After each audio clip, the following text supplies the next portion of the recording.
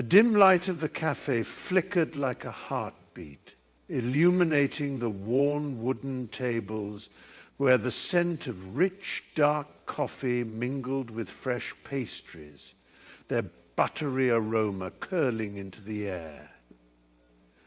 Emma sat in the corner, her fingers tracing the delicate rim of her mug, each swirl of steam pulling her deeper into her thoughts, a world where time slipped away. Just then, the bell above the door chimed softly, and he walked in. Lucas, with his messy dark hair and those familiar, soulful eyes that seemed to hold stories untold. "I thought I'd find you here," he said, sliding into the chair opposite her, his voice a warm embrace against the chill of her solitude. Emma's heart fluttered, the tension in her chest easing as they exchanged knowing glances that whispered secrets only they understood. Outside, rain began to patter softly against the windows, echoing the rhythm of her heart, and she felt a spark, a connection that ignited with every shared laugh, every unspoken word. "You remember that summer at the lake?" Lucas continued, his smile a flash of nostalgia, and Emma could almost see the sun-drenched moments replaying in her mind, shimmering like the water they once swam in, their laughter echoing against the trees, kindred spirits finding solace in the world together. Amidst the hushed whispers of the Hogwarts library, where shadows danced beneath towering shelves of ancient tomes, Lila Ravenclaw pored over a hefty volume, its spine cracked from years of eager readers. The musty scent of parchment mingled with the faint aroma of enchanted ink, intoxicating the air as she traced her fingers along the intricate illustrations of mythical creatures. Sunlight filtered through the tall arched windows, casting a warm glow upon her tousled hair, which caught the light in a halo of chestnut waves. "Did you decipher the riddle of the Sphinx yet?" a voice teased from the next table, breaking her concentration. It was Felix, a fellow Ravenclaw, his eyes twinkling with mischief. She looked up, a smile creeping onto her lips. "Not yet," she replied, her heart racing with the thrill of challenge, "but I have a few theories brewing." She returned to her book, the words flowing like a river of knowledge, each sentence igniting her imagination. The echoes of students discussing spells and charms in the background felt distant, as if they were part of another world. Here, in this sanctuary of wisdom, Lila felt alive, a spark of curiosity dancing within her, urging her to unravel the mysteries of the magical realm before her. The air was thick with the musty scent of old parchment as Lila slipped between the towering shelves of the library, her heart racing with each hushed word that floated through the dimly lit aisles. "Have you heard about Tilly?" a voice whispered, trembling with both fear and fascination. Lila pressed herself against the cool wood, listening intently, her breath hitching as the words danced around her like the flickering shadows cast by the flickering candles. "They say she's chained to the desk, working until her fingers bleed," another voice chimed in, raw with indignation. Lila's pulse quickened, her thoughts swirling with images of the tiny creature, hunched and weary, amidst the endless stacks of books. She could almost see Tilly, her large, sorrowful eyes filled with unspoken stories hidden away from the world. "We must do something," the first voice urged, the desperate plea hanging like a spell in the air, igniting a flicker of resolve in Lila's chest.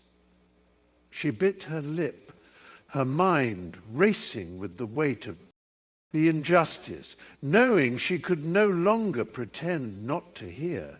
The library, usually a sanctuary of knowledge, felt like a prison, and in that moment Lila vowed to uncover the truth lurking within its shadows. A faint mustiness clung to the air, punctuated by the scent of ancient paper and spines cracked from years of sharing whispered tales.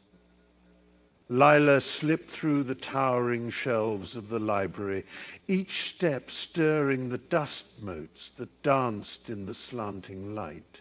The hushed murmurs of librarians floated like ghosts around her, their eyes perpetually fixed on the marble floors, as if they held secrets she yearned to uncover.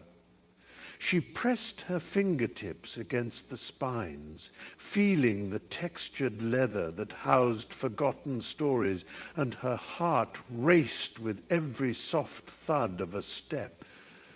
"Tilly," she whispered, her voice trembling with a mix of excitement and trepidation. "Where are you hiding?" Her quest led her to the farthest corner of the establishment, where the shadows thickened and the shelves leaned forward as if conspiring to keep her from what she sought. Behind a row of encyclopedias, Lila discovered a loose floorboard, its edge peeling away like the layers of time itself. With a quick glance around, she knelt, prying it open to reveal a hollow space, dark, inviting, and filled with the promise of revelation. The heart of the library pulsed with her curiosity, each thrum echoing the unspoken stories left behind, the laughter, the tears, and the enigma of Tilly waiting to be unveiled. As she pushed aside the dusty bookshelf, the musty smell of aged paper mingled with the faint scent of candle wax, and a creak echoed through the silence. The back wall of the library sighed open, revealing a hidden room dimly lit by flickering candles, their flames dancing against the stone walls. Shelves lined with worn tomes, their spines cracked and titles faded, beckoned her closer, whispering secrets of a world she had only imagined. "House elf rights," she murmured, her fingers tracing the embossed words on the cover of one particularly ancient book, her heart racing with a mixture of excitement and anger. The air was thick with the weight of forgotten stories, tales of injustice and resilience that ignited a fire within her that she could no longer ignore. "How can they let this happen?" she gasped, her voice trembling as she pulled several volumes from the shelves, their pages crinkling softly beneath her touch. The room seemed to pulse with energy, drawing her into a mission she hadn't anticipated, her sense of justice finding its roots in the very stories that surrounded her, promising that change, however small, could start here, in this hidden sanctuary of truth.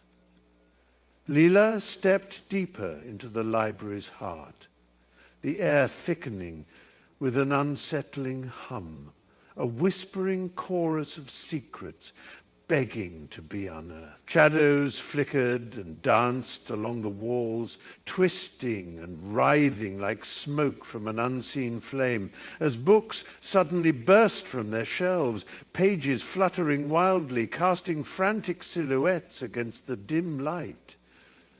She blinked, her breath caught in her throat, as a worn leather-bound tome flung itself open before her, ink swirling on the pages like a storm churning in the distance. "This isn't possible," she murmured, her voice trembling in the heavy silence, the scent of old parchment mingling with an acrid hint of something ancient, something alive. The whispers crescendoed, a cacophony of half-formed words weaving through the air, tugging at her consciousness, urging her to listen, to understand. The shadows settled, revealing a forgotten history, tales of enchantments and curses, of wizards and battles fought in long-lost realms. "Lila!" a soft voice echoed from the depths of the library, drawing her closer. "Are you ready to discover the truth?" Her heart raced, a blend of fear and exhilaration surging through her veins as she felt an unseen force beckoning her to dive deeper into the library's darkened secrets. The musty scent of old parchment filled the air as Lila weaved her way through the dimly lit library, shadows dancing across the walls with each flicker of the candlelight. Her heart raced, each thump echoing the urgency of her search, until finally she spotted Tilly. The little elf, with her delicate wings drooping like wilted petals, sat hunched over a mountain of dusty volumes, a cascade of forgotten stories surrounding her.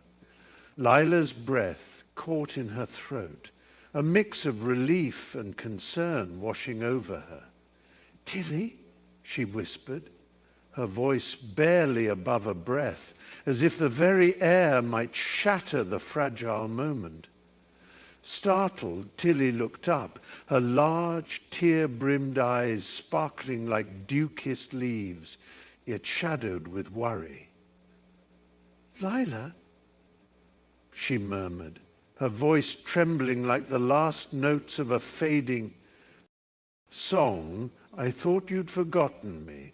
The weight of Tilly's dejection settled heavily in Lila's chest, the flickering flames illuminating the elf's small frame, her hair a tangled mess of silvery strands. "Never," Lila breathed, sinking to her knees beside her. "I've been searching everywhere for you." The dusty tomes whispered secrets of ages past. But in that moment, all Lila could hear was the fragile heartbeat of hope, pulsing between them in the musty stillness of the library. The air was thick with the scent of damp earth, mingling with the faint floral notes of wild daisies bending under the weight of the morning dew. Lila took a cautious step forward, her heart thrumming like a drum in her chest, as she spotted Tilly, curled beneath an overgrown patch of ferns, trembling like a leaf caught in a tempest. "It's okay. I'm not here to hurt you," Lila whispered, her voice soft as the whispering wind. Tilly's wide eyes glistened with fear, the sunlight catching the tear-streaked dirt on her cheeks, and Lila felt an ache in her chest, the kind that pulls you towards someone in need. The little girl flinched, shrinking deeper into her hiding place. But Lila knelt down, the cool soil pressing into her knees as she reached out a hand, palm upturned, a gesture of peace. "I promise. I just want to help," she murmured, her voice steady, imbued with sincerity. Slowly, Tilly's breaths began to even out, the wild flicker of anxiety in her gaze softening as Leela's warmth enveloped her like a gentle embrace. "You can trust me," Lila encouraged, her fingers trembling slightly as they brushed against Tilly's, sparking an unspoken understanding between them, a fragile bond born from vulnerability and kindness, shimmering like fragile sunlight through the leaves above.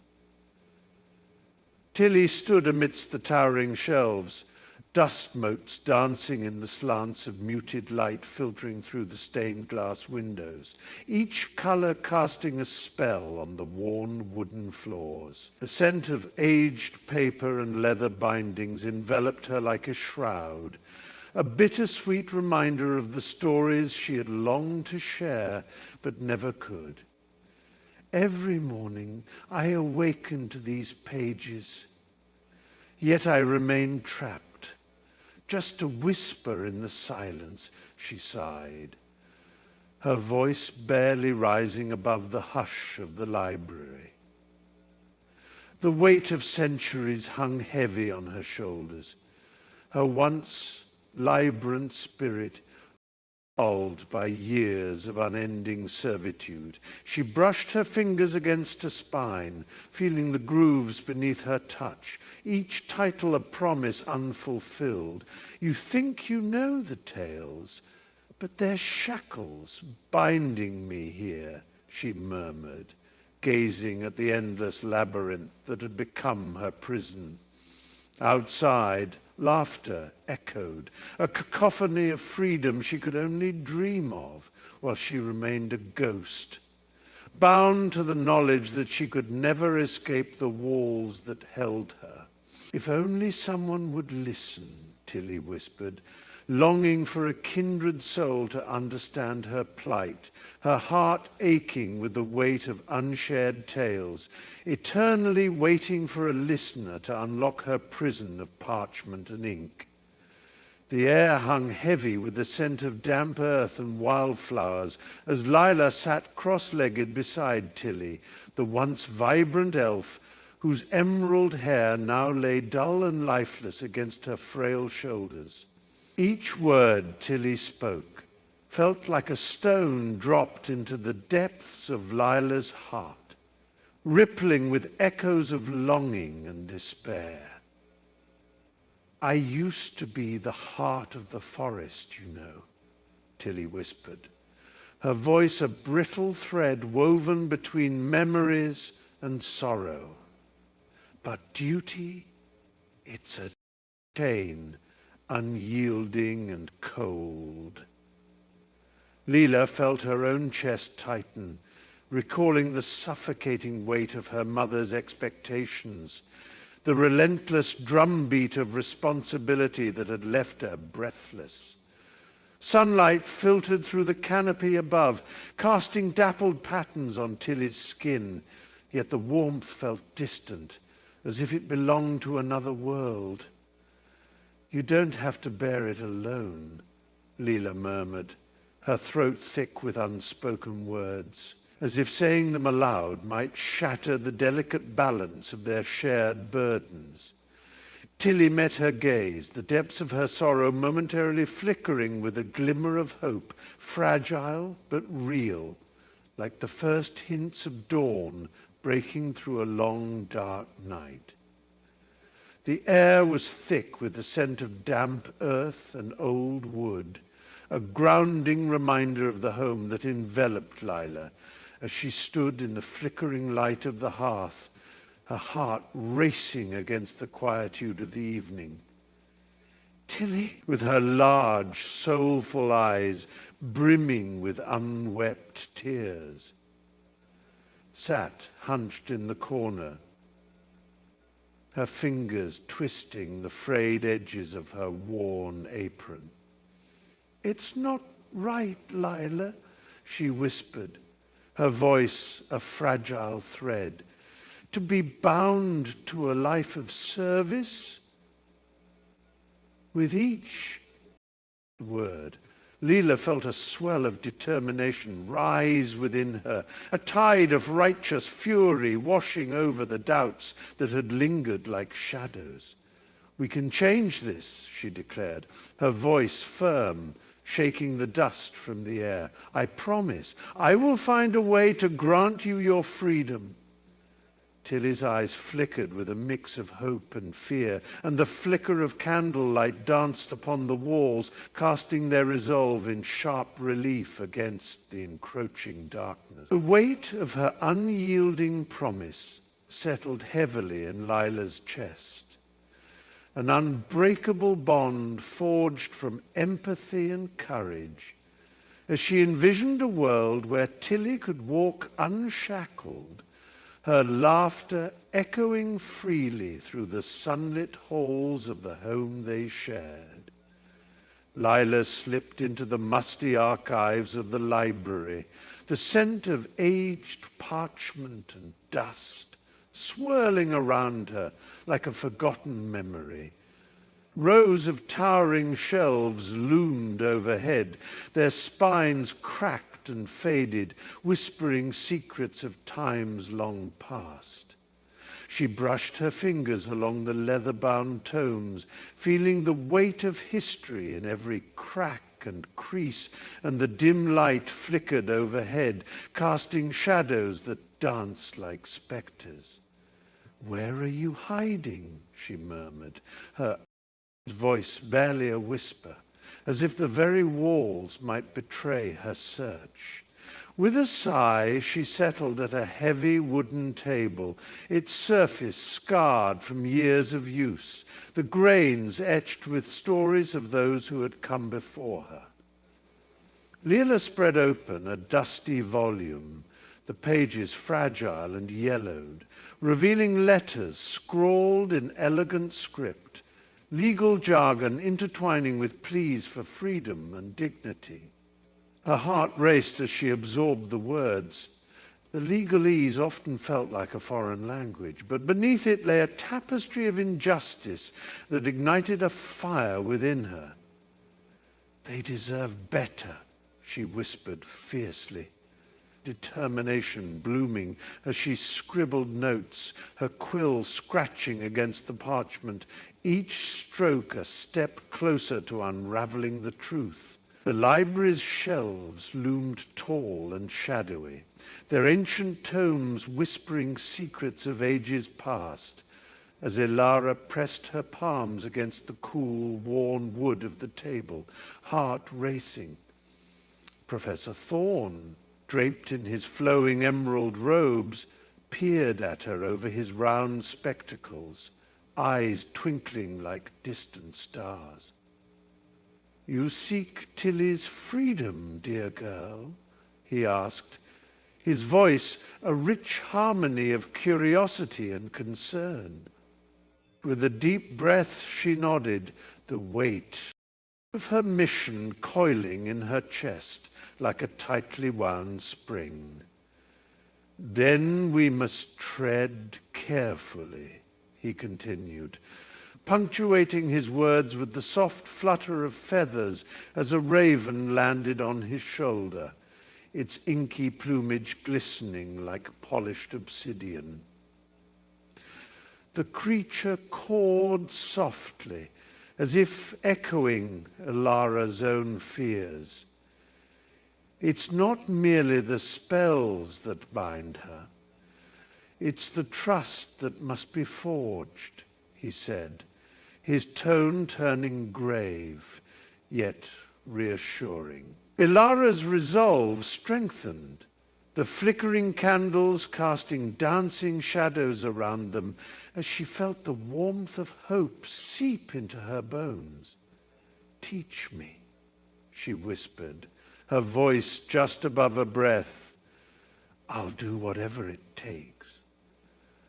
A knowing smile spread across Professor Thorne's face as he gestured for her to join him, the scent of aged parchment and the promise of ancient wisdom enveloping her like a comforting embrace. Lila stood at the threshold of the dusty, book-laden library, her heart racing as Professor Thorne's voice echoed around her, a stern warning breaking through the musty scent of ancient parchment.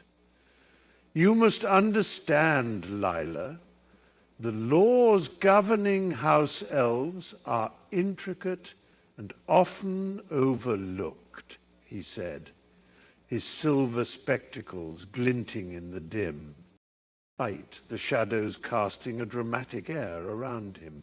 She could feel the weight of his gaze, heavy with the responsibility of knowledge pressing down on her shoulders. Around them, the shelves creaked with the knowledge of ages, their spines cracked and faded, whispering secrets she desperately wanted to uncover. Leela clenched her fists, the chill of anticipation nibbling at her fingertips. "But Professor," she interjected, her voice trembling slightly, "what if we can help them?" A flicker of surprise crossed his face, quickly masked by furrowed brows and a sigh, the air thick with unspoken history. "Help, yes," he replied, his gaze drifting to the cobwebbed corners of the room. "But at what cost? Ignoring the laws can lead to dire consequences." A shiver ran down her spine, the thrill of adventure mingling with the fear of the unknown as Lila stepped closer, determined to unravel the mystery and face whatever lay ahead. Leela stood in the dim glow of the Ravenclaw common room, the air thick with the scent of parchment and beeswax candles, her heart pounding as she faced her friends. "We have to help Tilly," she urged, her voice trembling with urgency. "She's been treated unfairly. No one deserves this." The flicker of candlelight danced across their faces, revealing a mixture of concern and determination. Rowan, his brow furrowed, leaned forward, the silver of his glasses catching the light. "But what can we do? It feels so insurmountable." Lila could see the flicker of doubt in his eyes. She took a breath, desperation clawing at her throat. "We're Ravenclaws, Rowan. We're meant to fight for what's just, to use our knowledge for good." The room buzzed with murmurs, the warmth of camaraderie swirling like the soft rustle of pages turning. Felicity's voice piped up, steady and resolute. "If we pool our resources, we can figure something out. We can't let the injustice stand." A spark ignited in Lila's chest, igniting the others as they leaned closer, the shadows receding, their resolve solidifying like a shield against the darkness encroaching on Tilly's fate. The flickering candlelight cast playful shadows on the walls as the group's hushed voices wrapped around them like a comforting blanket, each story sparking warmth and connection. "I still remember the look on her face," Sarah said, her voice barely above a whisper, yet filled with a radiant energy, "when I handed her that warm meal. It was like I had given her the world." The scent of cinnamon and fresh coffee lingered in the air, blending with the hearty laughter that punctuated their memories, stitching them closer together. Marcus leaned forward, his brow furrowing in thought. "You think a simple act can change someone's life?" he asked. The sincerity in his eyes inviting a chorus of nods. The soft crackle of the fire echoed their shared resolve, and they each felt the pulse of purpose swell within the circle. "I've seen it happen," Jenna replied, her voice trembling with emotion. "A smile can be the light someone needs to keep going." As the evening deepened, the stories flowed like an unbroken river, each tale adding a layer to their collective spirit, a tapestry woven with kindness and service, fostering a bond that felt unshakable, as if they were all threads stitched into the very fabric of hope itself. In the flickering candlelight of the hidden alcove, shadows danced across the stone walls, mirroring the urgency in their hearts. Eleanor leaned closer, her breath quickening as she whispered, "The enchantment must be woven under the full moon, when its light can pierce through the darkness surrounding her." Lucas, eyes alight with determination, nodded, his fingers brushing the ancient scroll that lay between them, its surface rough and worn by time. "We'll need the essence of nightshade and the tears of a moonflower, both rare," he mused, the weight of their task settling upon him like a shroud. The air was thick with the scent of damp earth and sweet incense as Eleanor closed her eyes, envisioning Tilly's smile, the way it lit up the gloomiest days. "We can't fail her, Lucas. She's counting on us," she breathed, a tremor of both fear and hope threading through her voice. Outside, the wind howled like a restless spirit, but within the alcove they found a flicker of courage, crafting their plan with a fervor that enveloped them, each word a spell, each glance a promise. In that moment, the world shrank to the dimensions of their resolve, and they could almost hear Tilly's laughter, sweet and free, echoing through the midnight air.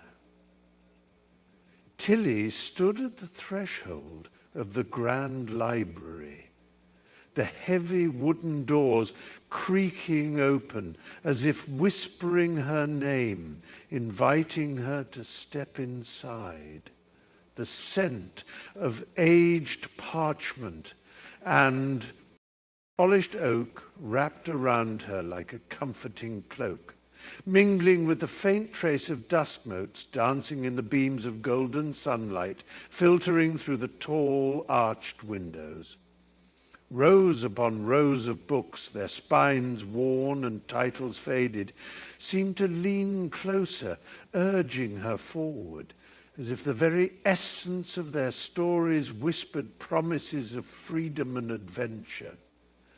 She could almost hear their silent cheers, a cacophony of hope mingling with her nervous heartbeat. "Today's the day," she whispered to herself, biting her lip as she ran her fingers along the spines, feeling the textured leather beneath her fingertips, grounding her amidst the swirling uncertainty.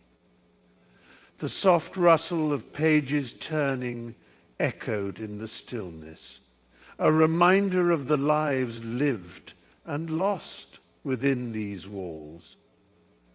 "You can do this, Tilly," she murmured, her voice barely above a breath, buoyed by the weight of the library's history and the flickering candlelight that cast shadows like old friends. It was as if the very air held its breath, waiting for her to make her choice. A choice that could shatter or liberate, forever altering the course of her story. The heavy wooden door creaked open, its sound echoing in the dimly lit library, a space thick with the scent of ancient parchment and musty tomes. Shadows danced along the towering shelves as if the very books were holding their breath. The librarian, a formidable figure draped in dark robes that whispered ominously with each movement, turned slowly, her sharp gaze piercing through the gloom. Her silver hair, bound tightly, framed a face etched with authority, while her fingers, adorned with rings that gleamed like watchful eyes, tapped rhythmically against the desk, a silent challenge. "You dare disturb my sanctuary?" she hissed, lips curling into a sneer that revealed a disdain for the young intruders who dared oppose her. "We're not leaving until you understand." One student, a wiry girl with fiery determination in her eyes, stepped forward, her voice quaking yet fierce.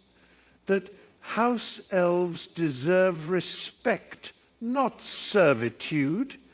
The others murmured their agreement, hearts racing with the thrill of defiance, the weight of centuries pressing down upon them. The librarian narrowed her eyes, her lips twitching into a smirk that spoke of unyielding power. "You think your words can change a lifetime of tradition? How quaint." The tension crackled in the air, thick enough to taste, masking the fragile hope that flickered like a candle in the darkness. The heavy oak door creaked open, revealing the dimly lit library, its shelves a labyrinth of dusty tomes and whispered secrets. Ilara stood before the imposing figure of the librarian, her heart pounding as she clutched the worn parchment detailing the plight of the elves, their freedom stifled by centuries of oppression. "You must understand," she implored, her voice trembling yet resolute. "They deserve a chance to choose their fate." The librarian, tall and draped in a cascade of emerald robes, adjusted her spectacles, the glass reflecting a glint of disdain. "Child, naivete drapes you like a thin veil," she retorted, her voice as cold as the marble floor beneath Ellora's feet. "Elves are best left to their roles, their spirits ensnared within the confines of duty."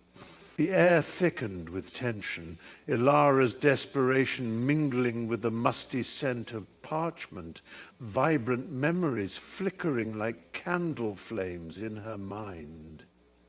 "But they have dreams, hopes," she pressed, her fingers brushing against the spines of ancient books, seeking solace. "You can't imprison their hearts." The librarian turned away, the weight of her dismissal echoing like a funeral. The bell, leaving Ilara standing in a sea of shadows, resolute yet adrift, knowing that the fight for freedom was only just beginning. Lila's heart thundered in her chest as she stood, the weight of the room's expectations pressing down like an iron shroud, her voice breaking through the murmurs. "Tilly deserves to choose her own path," she exclaimed, her words slicing through the thick tension. The scent of polished wood and stale coffee filled the air, mingling with the nervous energy that rippled around her. She could feel the heat rising to her cheeks, the sharp gaze of their elders boring into her, but she couldn't back down now. The truth swelled in her throat like a wildfire. "How can you decide for her? What gives you that right?" The faces of those seated shifted, some frowning in disapproval, while others whispered amongst themselves, their reactions a mix of curiosity and disdain. Tilly sat across the table, eyes wide with a mixture of gratitude and fear, her fingers trembling against the surface, the light glinting off her ring, an emblem of dreams unvoiced. "Lila, please," she murmured, but the spark ignited within Lila, illuminating the shadows of doubt. "No, Tilly, this is your life. You should be the one to choose. No one else can live it for you." The room fell silent, the air thick with anticipation, as Lila's words hung there, a fragile but fierce declaration of freedom. The crisp autumn air hung heavy with tension as the leaves danced restlessly around them, fluttering like anxious butterflies. Lila's friend Ethan shifted his weight back and forth, his brow furrowed with doubt, the faint scent of fading wood smoke swirling around him. "What if they find out?" he whispered, his voice barely rising above the rustle of leaves, his eyes darting nervously to the looming figure of their principal, oblivious and wrapped in his own world. The thrill of rebellion, potent and intoxicating, coursed through Lila's veins, but Ethan's hesitance dulled the rush, turning it into a heavy weight that settled in her stomach. She could see the conflict etched into his face, the fear mingling with the desire for change, and she reached out, clasping his hand, her pulse quickening. "We can't keep letting them control us," she urged, their breaths mingling in the cool air. "Think about it. What if this is our chance?" Ethan's gaze fell to the ground, the crunch of leaves beneath his shoes echoing his uncertainty. "It's not just about us, Lila. It's about everything," he murmured, the flicker of resolve battling against the shadows of doubt. The world around them seemed to hold its breath, waiting for a decision that felt more monumental than any of them realized. Lila stood on the edge of the dimly lit room, the cold air prickling her skin as Tilly's soft whimpers echoed against the peeling walls, a sound that twisted like a knife in her gut. The shadows danced around them, flickering in rhythm with the old faulty bulb above, casting a haunting glow on Tilly's tear-streaked face, eyes wide and pleading, the weight of her sorrow heavier than any physical change. "Please, Lila," she whispered, voice trembling, "I can't do it alone." The doubt gnawed at Lila's insides, a relentless storm of uncertainty swirling in her mind. But when Tilly's gaze met hers, hope flickered beneath the despair, bright and fragile. The faint scent of damp earth wafted through the cracked window, mingling with the metallic taste of fear on Lila's tongue, and she clenched her fists, feeling the pulse of her own heartbeat drown out to the murmurs of self-doubt. "What if I fail?" she thought. But Tilly's silent cry for help cut through the fog, shattering her hesitation like glass. She inhaled deeply, tasting the resolve in the air, and stepped closer, determination igniting within her. "I won't let you down," Lila vowed quietly, grounding herself in the strength of that small promise, ready to confront the storm that lay ahead. Lila stood before the librarian, her heart racing, the scent of aged paper and polished wood mingling in the air, forming a cocoon of history that wrapped around her like a comforting blanket. The dim glow from the hanging lights flickered softly, casting shadows that danced across the rows of silent tomes. But it was the fire in Lila's amber eyes that caught the librarian's attention, thawing the frost of her initial indifference. "I know how important this is," Lila murmured, her voice steady yet laced with urgency. "I need to prove myself, to find the truth."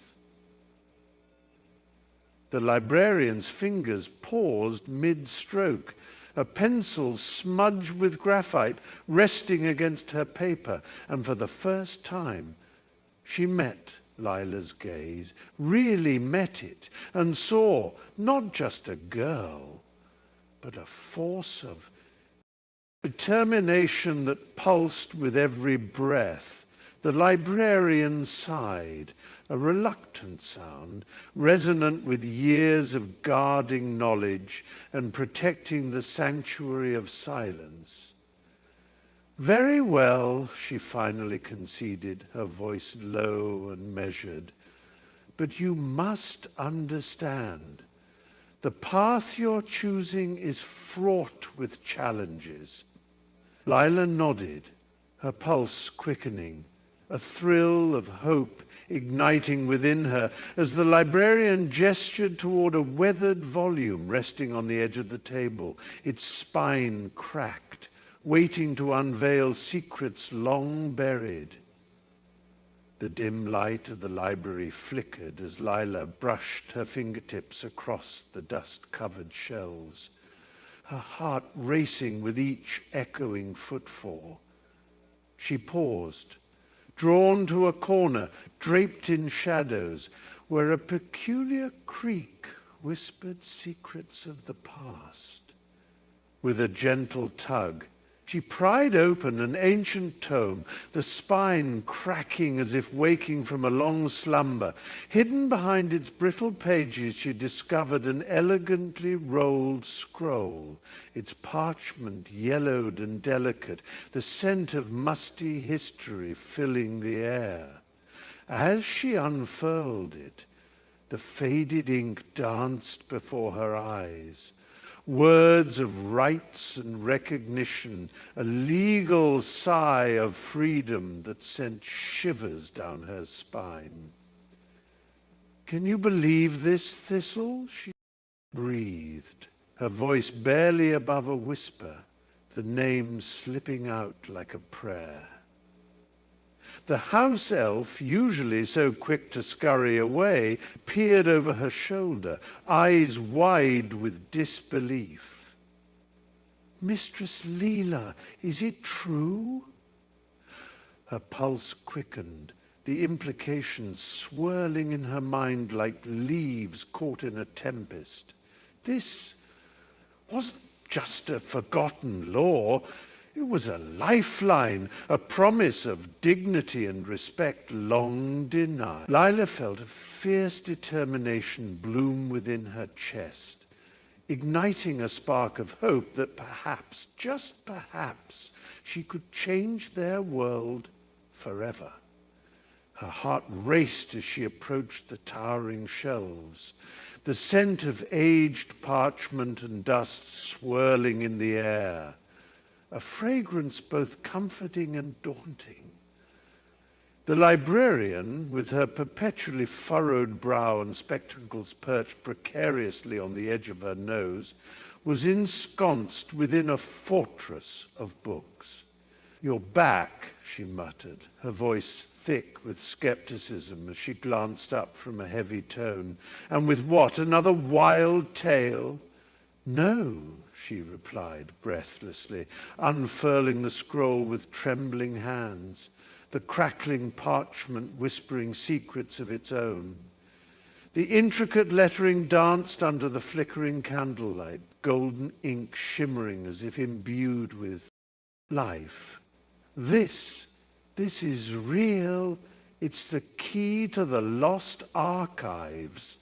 A flicker of interest softened the librarian's features, her eyes narrowing as she inspected the scroll, the rigid lines of her mouth twitching, ever so slightly, upwards.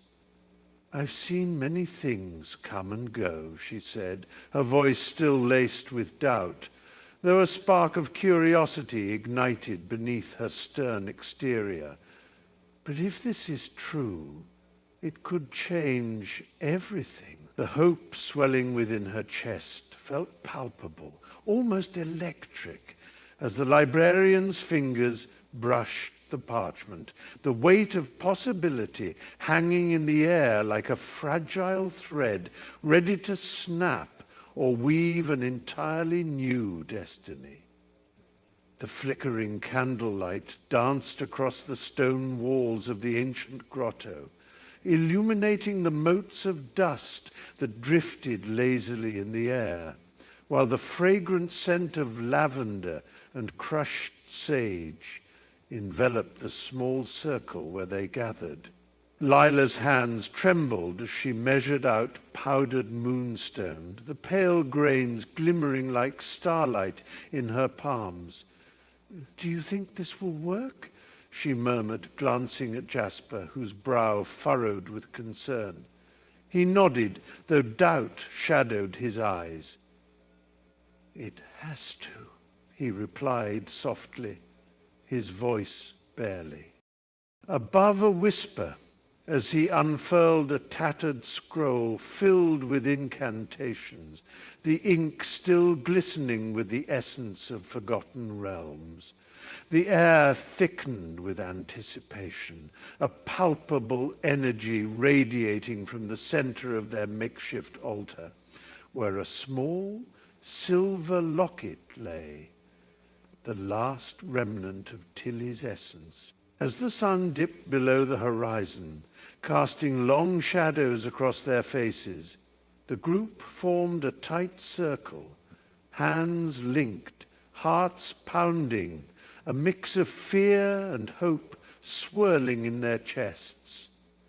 "On my mark," Jasper said, his voice steady now as he prepared to utter the ancient words that could break the chains binding their friend, the weight of generations pressing upon them, a legacy of love and sacrifice. The clinking of glass jars filled with herbs and the rustle of parchment filled the air as Leela and her friends huddled in the back corner of the dusty library, their breath mingling with the musty scent of aging books. "We need more sage. It's essential for the protection spell," whispered Theo, his wide eyes darting toward the shadowy aisles.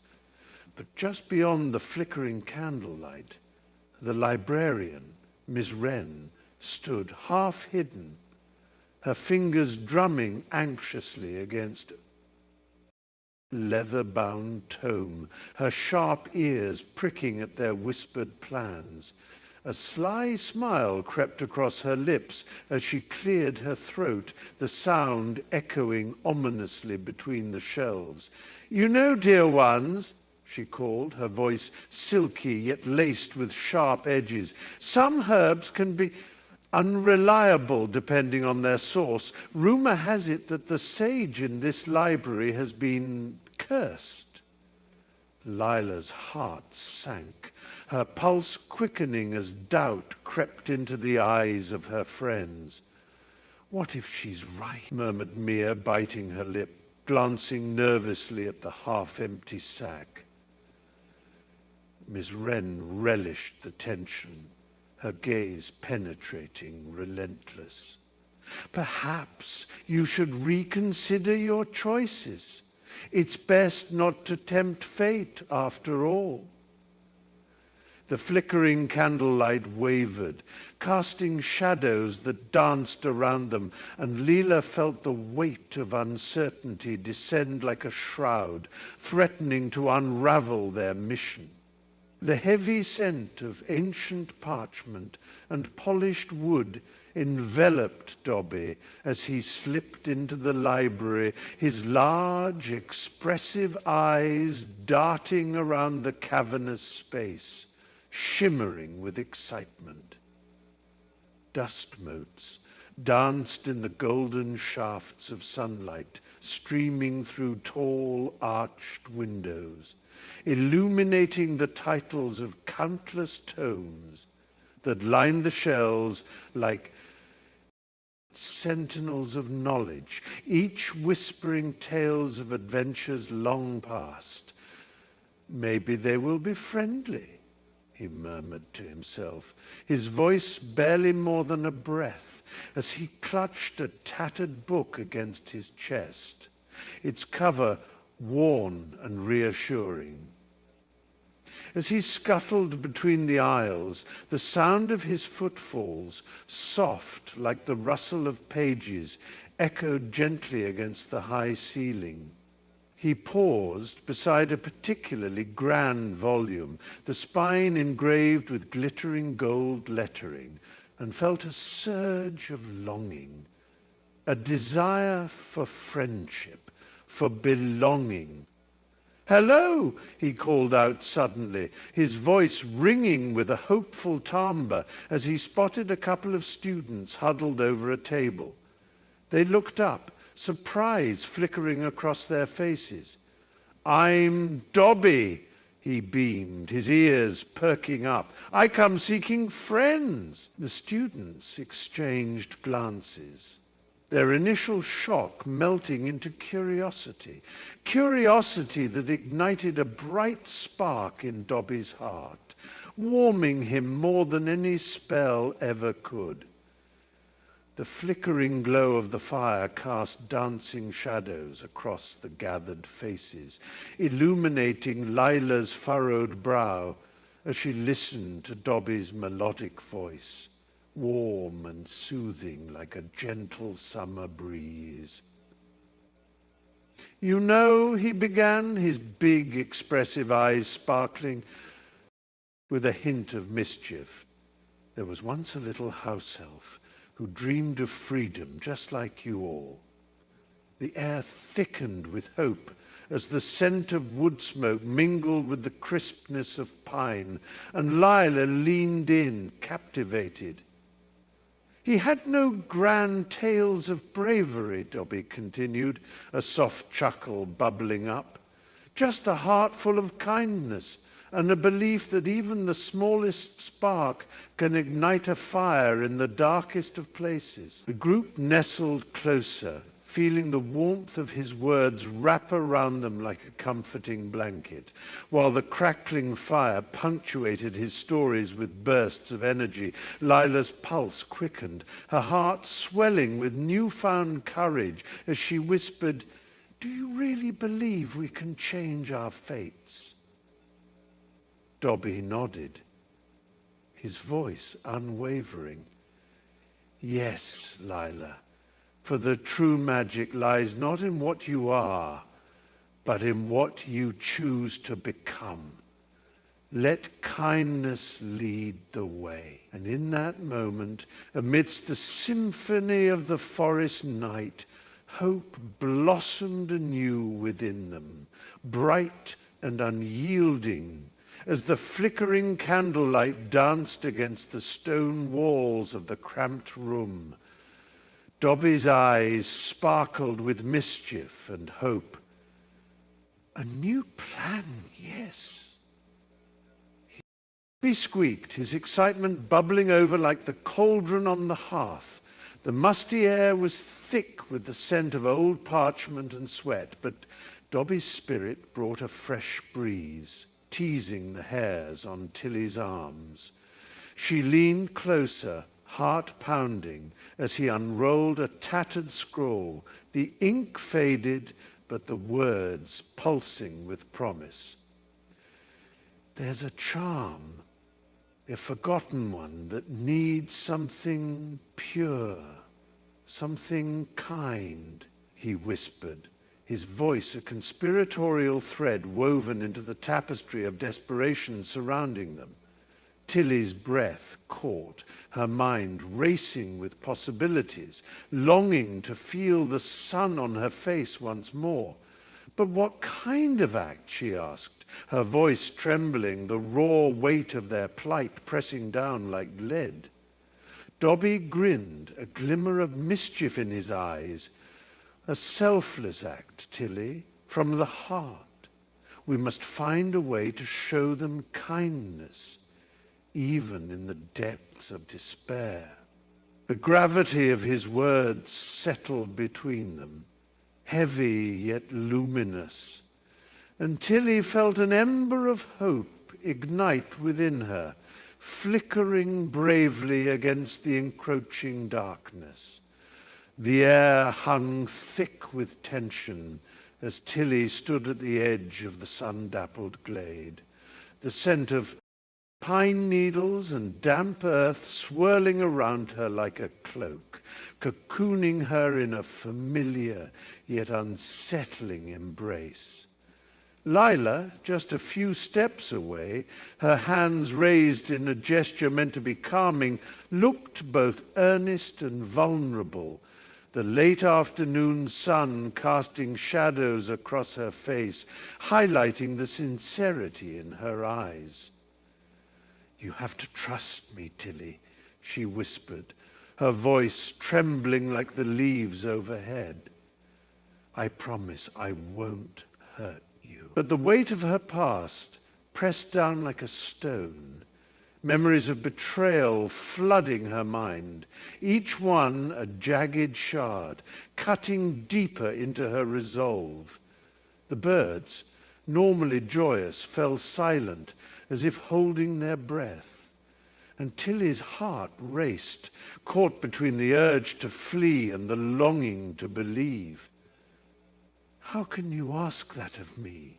she finally replied, her voice barely a whisper, laced with doubt, as she fought against the instinct to turn away. Lila took a hesitant step forward, the grass crunching beneath her feet. "Because I'm standing here, and I'm not going anywhere. Please, just give me a chance."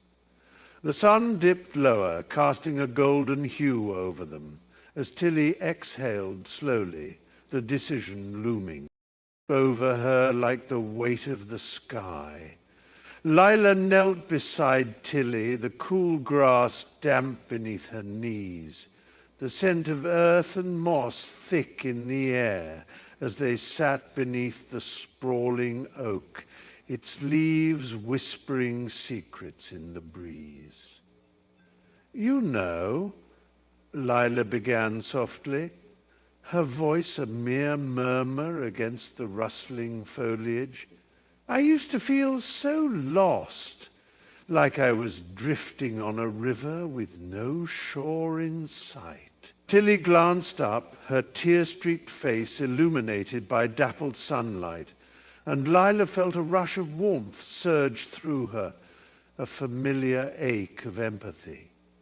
"When my mum left, I thought I'd never find my way back," she confessed, her words trembling like the leaves above. Tilly's breath hitched, the vulnerability hanging between them like a delicate thread. "But then I realized," Lila continued, brushing a stray hair from Tilly's forehead, "that it's okay to not be okay, that sharing your pain can be the first step to healing." A flicker of understanding sparked in Tilly's eyes, the tension in her shoulders easing just a bit as she wrapped her fingers around Lila's. "You really mean that?" she whispered, vulnerability mingling with hope, and Viola nodded, their bond forging stronger, a sanctuary amidst the chaos of their lives. The flickering glow of the campfire cast dancing shadows on the surrounding trees, their leaves rustling softly in the cool night breeze. Laughter erupted from the group as Mia recounted the time they nearly lost the map to a particularly greedy raccoon, her expressive hands painting the picture of their frantic chase. "I swear, that little bandit had the speed of a deer," she exclaimed, wiping away tears of mirth. Nearby, Sam was busy sorting through a tangle of ropes and flashlights, his brow furrowed in concentration, but he couldn't resist joining in. "And you thought it was a treasure hunt, didn't you?" The warmth of companionship enveloped them, palpable against the chill of the encroaching night, as they packed their supplies with a renewed sense of purpose. The scent of pine mingled with the smoke from the fire, grounding them in this sacred moment where each shared story wove their destinies closer together. Anna, her fingers deftly tying knots, smiled at them, whispering, "No matter what happens, we'll find our way." The promise hung in the air, infused with the thrill of adventure, their collective heartbeats sinking as the stars blinked into existence, each one a witness to their resolve. The air thrummed with an electric energy, books stacked like ancient sentinels around them, their spines whispering secrets only the two could understand. As Ilara traced her fingers over the parchment of a forgotten tome, letters shimmered in gold, dancing before her eyes, while a warm breeze, seemingly conjured from nowhere, fluttered through the aisles, rustling pages like laughter. "Can you feel it?" Nico asked, his voice barely above a whisper, the thrill of discovery making his heart race. Ilara nodded, her breath catching in her throat, overwhelmed by the library's palpable heartbeat, the gentle thrum of magic that urged them onward, deeper into its depths.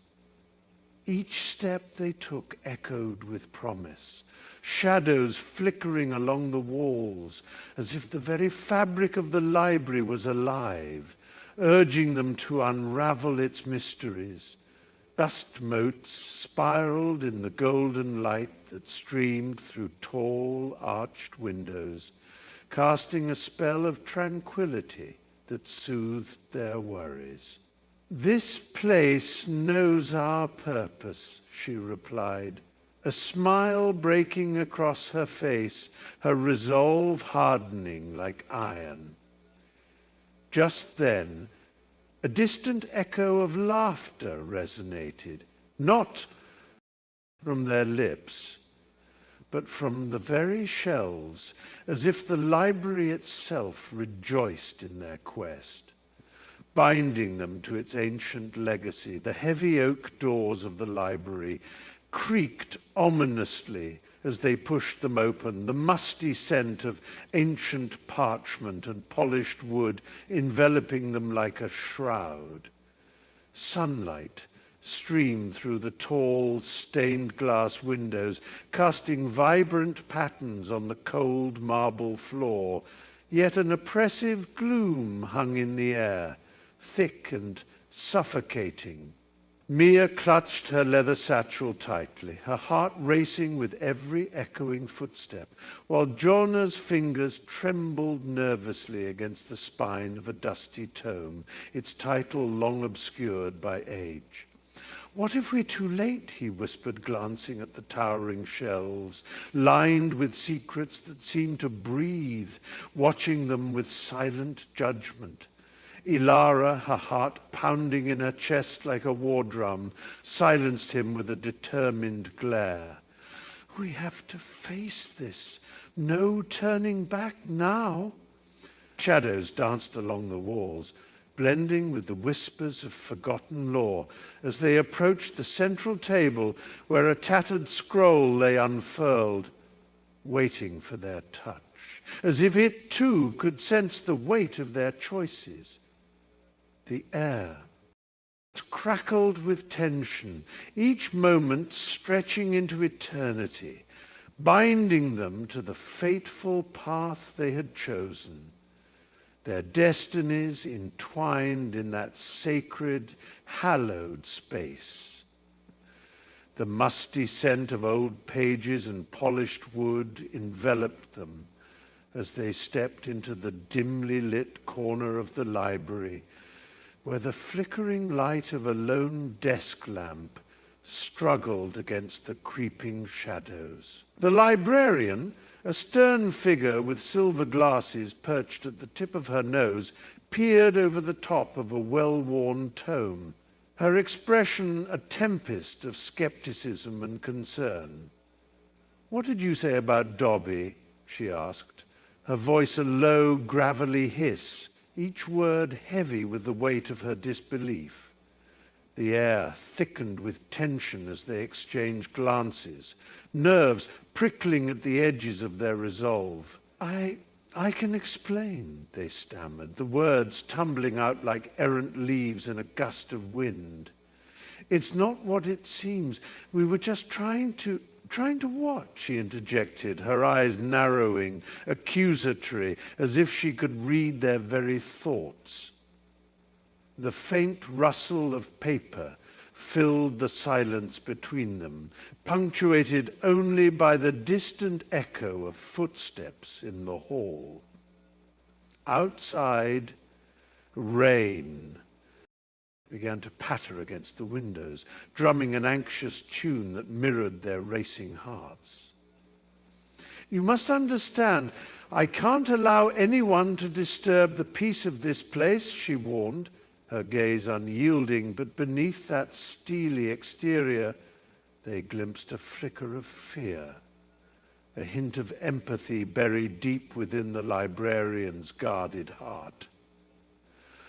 Leela stood atop the weathered stone steps of the old campus amphitheater, her voice cutting through the cool afternoon air, vibrant and resolute. We deserve a fair trial of our cause, she declared, each word reverberating like a drumbeat against the hushed crowd, her chest rising and falling with the fervor of her conviction. The scent of autumn leaves mingled with a hint of desperation, as students, bundled in their jackets, leaned closer, their faces lit with curiosity, some nodding subtly, others whispering encouragement. If we don't fight for our rights, who will? She could feel the weight of their gazes, the flicker of hope igniting as she continued. We're not just voices lost in the wind, we are the future. A small group near the front exchanged glances, their expressions shifting from indifference to intrigue. Eyes widening as Lila's passion enveloped them, pulling them into her orbit. Let's stand together, she urged, her heart racing, the sunlight casting a golden hue around her, illuminating the spark of solidarity beginning to bloom amongst them. The murmurs grew, a swell of determination rising, and Lila smiled. The once quiet amphitheater alive with the sound of budding resolve, the whispers of support swirling around her like the leaves in the brisk breeze. The sun dipped low outside the library's ancient stained glass windows, casting a kaleidoscope of colors across the dusty wooden floor. Dust motes danced in the golden light as the librarian, clad in a deep emerald shawl, her spectacles perched precariously on the tip of her nose, fixed her piercing gaze on the group huddled before her. You think you understand kindness, she said, her voice a calm storm. But can it truly shatter the stone walls of tradition? A ripple of anxiety passed through the students, their hearts pounding like a distant drum. Prove it, she continued, gesturing to the towering shelves lined with tomes, each containing tales of judgment and age-old customs. A heavy silence enveloped them, thick as the lingering scent of old parchment and ink. Start today, she challenged, an eyebrow raised. Find someone outside these walls, someone bound by the past, and extend your hand. The air crackled with urgency as whispers erupted. Who and how? Their breaths mingled, the thrill of impending connection mingling with the weight of expectation, each eye searching the others for courage, for a spark to ignite the flame of change, The air was thick with anticipation, every corner of the grand library echoing with whispered speculation as students and professors gathered, their faces alight with curiosity and apprehension.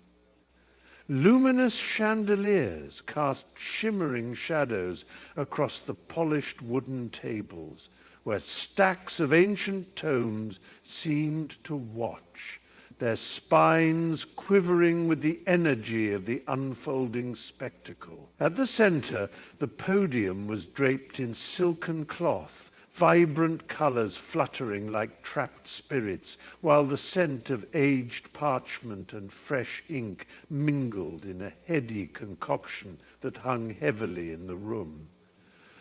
"I can't believe they're doing this here," a voice piped up, quaking with a blend of excitement and dread. "What if it goes wrong?" The murmurs rippled through the crowd, creating a palpable wave of tension as the lead professor, her robes billowing like storm clouds, stepped up to address the gathering.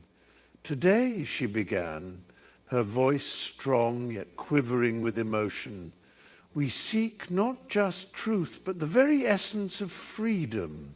A hush fell as she raised an ancient artifact, its surface glimmering, resonating with the power of countless secrets. In that moment, every heartbeat became a drum, every breath a prayer, and the gravity of the trial wrapped around them like an enchanted shroud, promising both revelations and reckoning. The autumn wind whispered through the cracked sidewalks as Lila stood hesitantly outside the worn-out shelter, its paint peeling like the dreams of those who once called it home. The air smelled of damp earth and fading hope, yet her heart, a wild thrum of uncertainty, urged her forward. With each step through the creaking door, a wave of warmth washed over her, filled with the mingling sense of coffee and desperation. "Can you help me with my homework?" A small voice piped from the back, a timid girl with pigtails peering out from beneath a frayed blanket. Lila swallowed hard, the words stalling on her tongue, fear battling against a flicker of compassion. Just then, her eyes landed on an elderly man, alone at a table, his hands trembling around a chipped mug. "Please, can you sit with me?" he rasped, a tremor of loneliness threading through his voice. A gentle challenge unfurled before her, pulling at the strings of her conscience.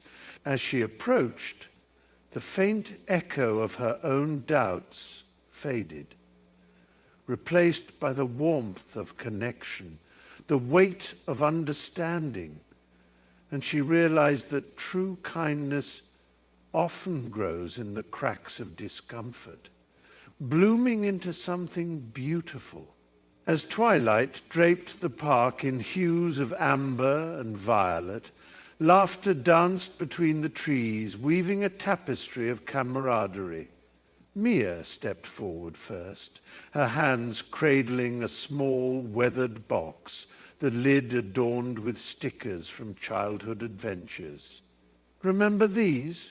she asked, a warm smile spreading across her face as she revealed a collection of hand-painted rocks, each one bearing a word of encouragement. Brave, loved, dream. The air thickened with nostalgia, and the friends stepped closer, their eyes glistening with shared memories, their hearts swelling with the weight of unsaid gratitude. Next, Lucas held up a guitar, its strings worn yet resilient, the sound of a strummed chord resonating like a heartbeat in the gathering dusk. "Here's to all our late-night jam sessions," he laughed, his voice rich with warmth, inviting others to join in. One by one, they showcased their gestures. Jasmine pulled out a sketchbook filled with drawings that captured their finest moments, while Omar shared a playlist, each song a thread binding their stories together. "You guys are my family," he said, the sincerity in his tone silencing the chatter.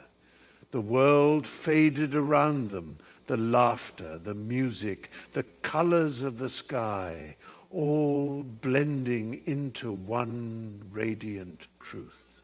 Kindness, like friendship, is a tapestry woven from the simplest of threads. The crowd, a sea of eager faces, hung on every word as Dobby stood on the makeshift stage, his large, expressive eyes shimmering with the light of countless torches flickering around him. "Kindness," he began, his voice a melodic tremor that danced through the evening air, "is like a gentle breeze that whispers to the heart, reshaping it in unexpected ways." He gestured widely, his small hands weaving the air into silken threads of hope, drawing the audience into his world of transformation.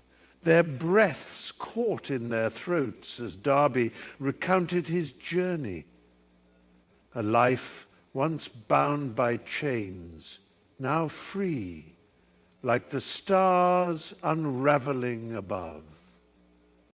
Him. "When I found kindness," he continued, his voice rising with fervor, "I found myself. I was no longer just a house elf, I was Dobby." The crowd erupted in applause, the sound swelling like a tidal wave, washing over him, invigorating him. He could feel their warmth, their belief, wrapping around him like a comforting blanket. "Together," he urged, his tone dipping to a conspiratorial whisper, "we can plant seeds of kindness and watch them bloom into a garden of freedom." Each word was laden with conviction, and as he spoke, the air thickened with the unmistakable scent of change, a promise shimmering just on the horizon.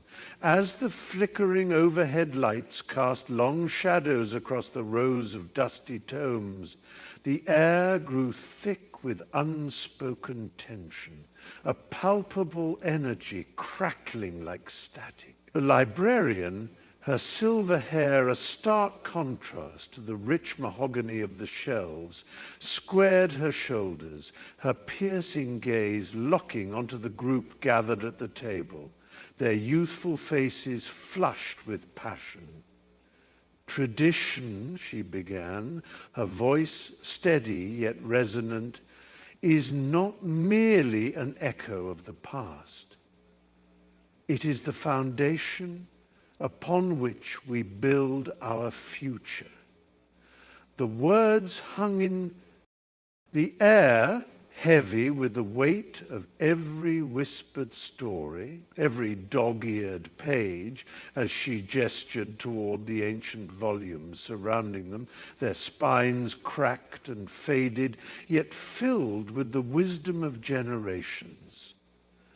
Loyalty to our heritage, to the values we cherish, is not an anchor weighing us down, but a compass guiding us forward. She let the silence envelop them, swallowing her arguments whole, her heart pounding in rhythm with the soft ticking of the clock, as one resolute voice piped up, breaking the spell.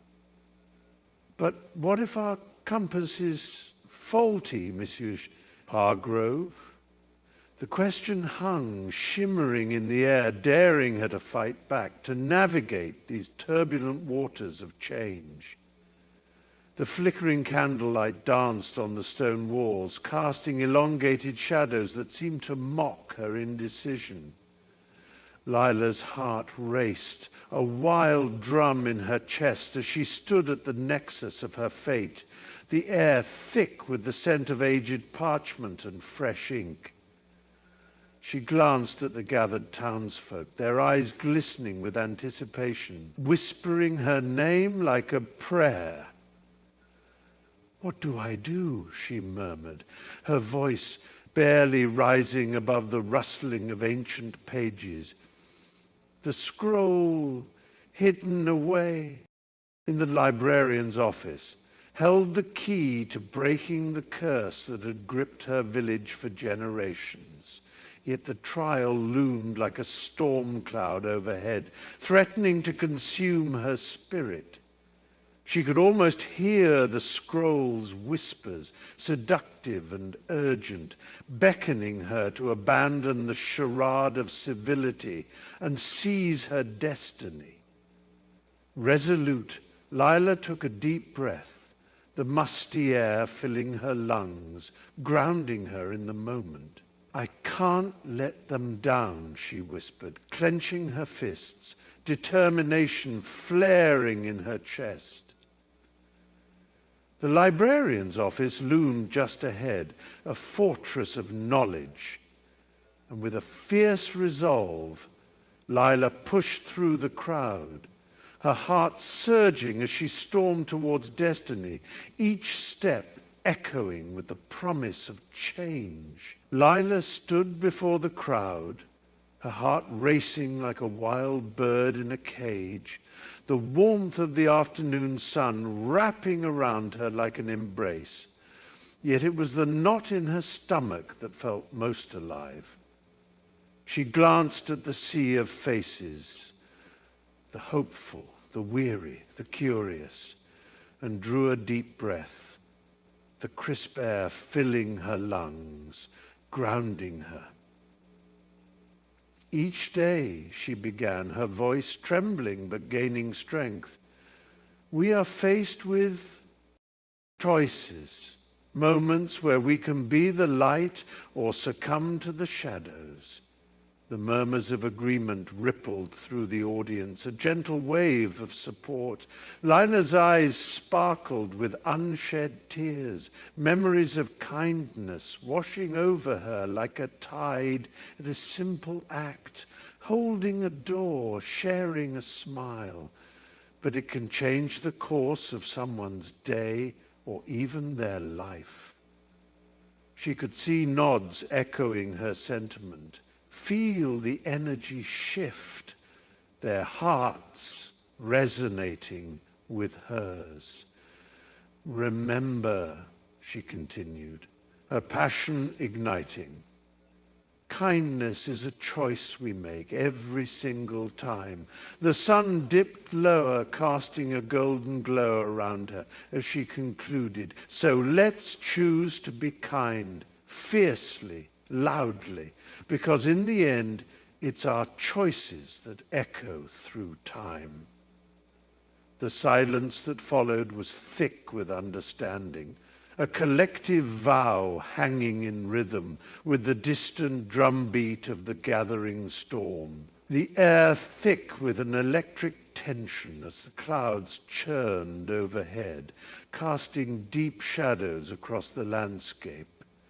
The vibrant greens of the forest around her seemed to pulse with life, each leaf whispering secrets she longed to hear.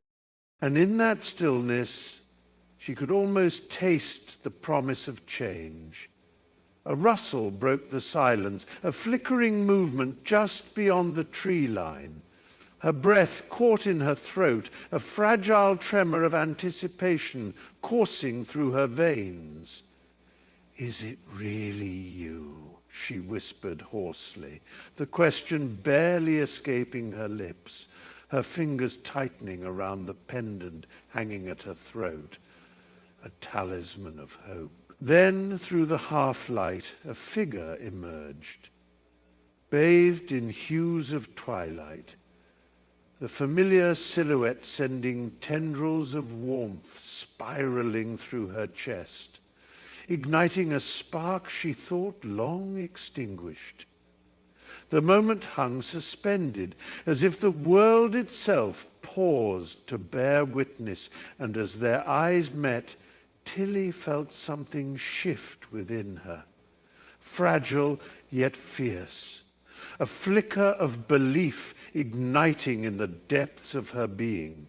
"I knew you'd come," she breathed, her voice trembling with newfound conviction as the first drops of rain began to fall, mingling with the tears of joy streaming down her cheeks. The air in the dimly lit library hung thick with the scent of aged paper and polished wood, a sanctuary for secrets and whispers where shadows danced across the spines of time-worn books. Leela leaned closer, her voice a soft but fervent whisper. "You know the truth, don't you? These stories deserve to be shared."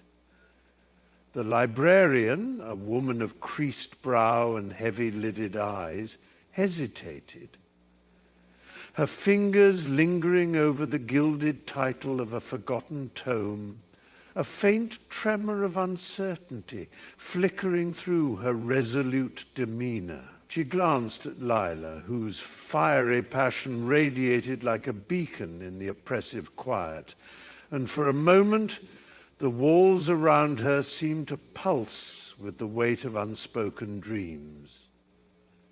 I believe in preserving the past," the librarian faltered, her voice thick with a mingling of fear and yearning. "But what if it's too dangerous?" A flicker of doubt in her heart ignited, a swirling tempest of obligation versus desire, and she could almost hear the muted echoes of lives entwined within the books, their stories begging for liberation. Lila's eyes sparkled with an unyielding hope. "But isn't it worth the risk?"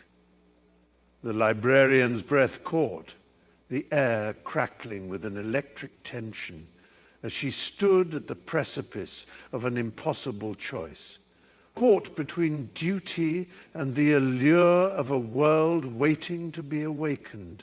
The air crackled with anticipation, each heartbeat resonating with the stillness that enveloped the grand library, its towering shelves casting long shadows across the polished wood floor. Rows of anxious faces, lit by the flickering glow of overhead lights, leaned forward, a collective breath held tight in chests as their gazes riveted on the librarian, who stood at the mahogany podium, her fingers trembling slightly over the aged parchment. The faint rustle of a turning page punctuated the silence as a young boy whispered, "Please, just say yes." His voice barely more than a whisper, yet it sliced through the tension like a knife. She glanced up, her glasses perched precariously on the bridge of her nose, her eyes brimming with a torrent of emotions. Uncertainty mingling with resolve. The weight of 1,000 stories hung in the balance, their fates tethered to her decision. A distant clock ticked on, echoing in the expansive room, reminding everyone that time was slipping away, each second amplifying the gravity of the moment. This is our only chance," she finally breathed, her voice trembling but resolute, the courage in her heart battling against the fear of disappointing the eager souls before her. The crowd leaned closer, their hopes intertwined, waiting for fateful words that would either shatter dreams or ignite a spark of possibility. The musty scent of parchment and ink filled the air, mingling with the faint aroma of lavender that lingered from the librarian's old frayed shawl. She leaned closer, her voice a soft whisper between the towering shelves. "You think freedom is a gift, don't you? But for me, it was a curse." Shadows flickered across her face, highlighting the deep-set lines carved by memories long buried. As she spoke, her eyes glimmered with a mixture of nostalgia and sorrow, the flickering candlelight casting ghostly figures around them, almost as if the memories themselves were rising from the depths. As a child, I scurried about the grand halls of a mansion, my tiny hands dusting the gilded frames, my heart yearning for a taste of the world outside, she continued, her voice trembling. They called me a house elf, a playful term, but I wore it like a shackle. A shiver ran through her, and she paused, collecting her thoughts among the chaotic whispers of the past. When I finally glimpsed the horizon, I found not the joyous freedom I'd imagined, but a vast emptiness, where the weight of expectations suffocated.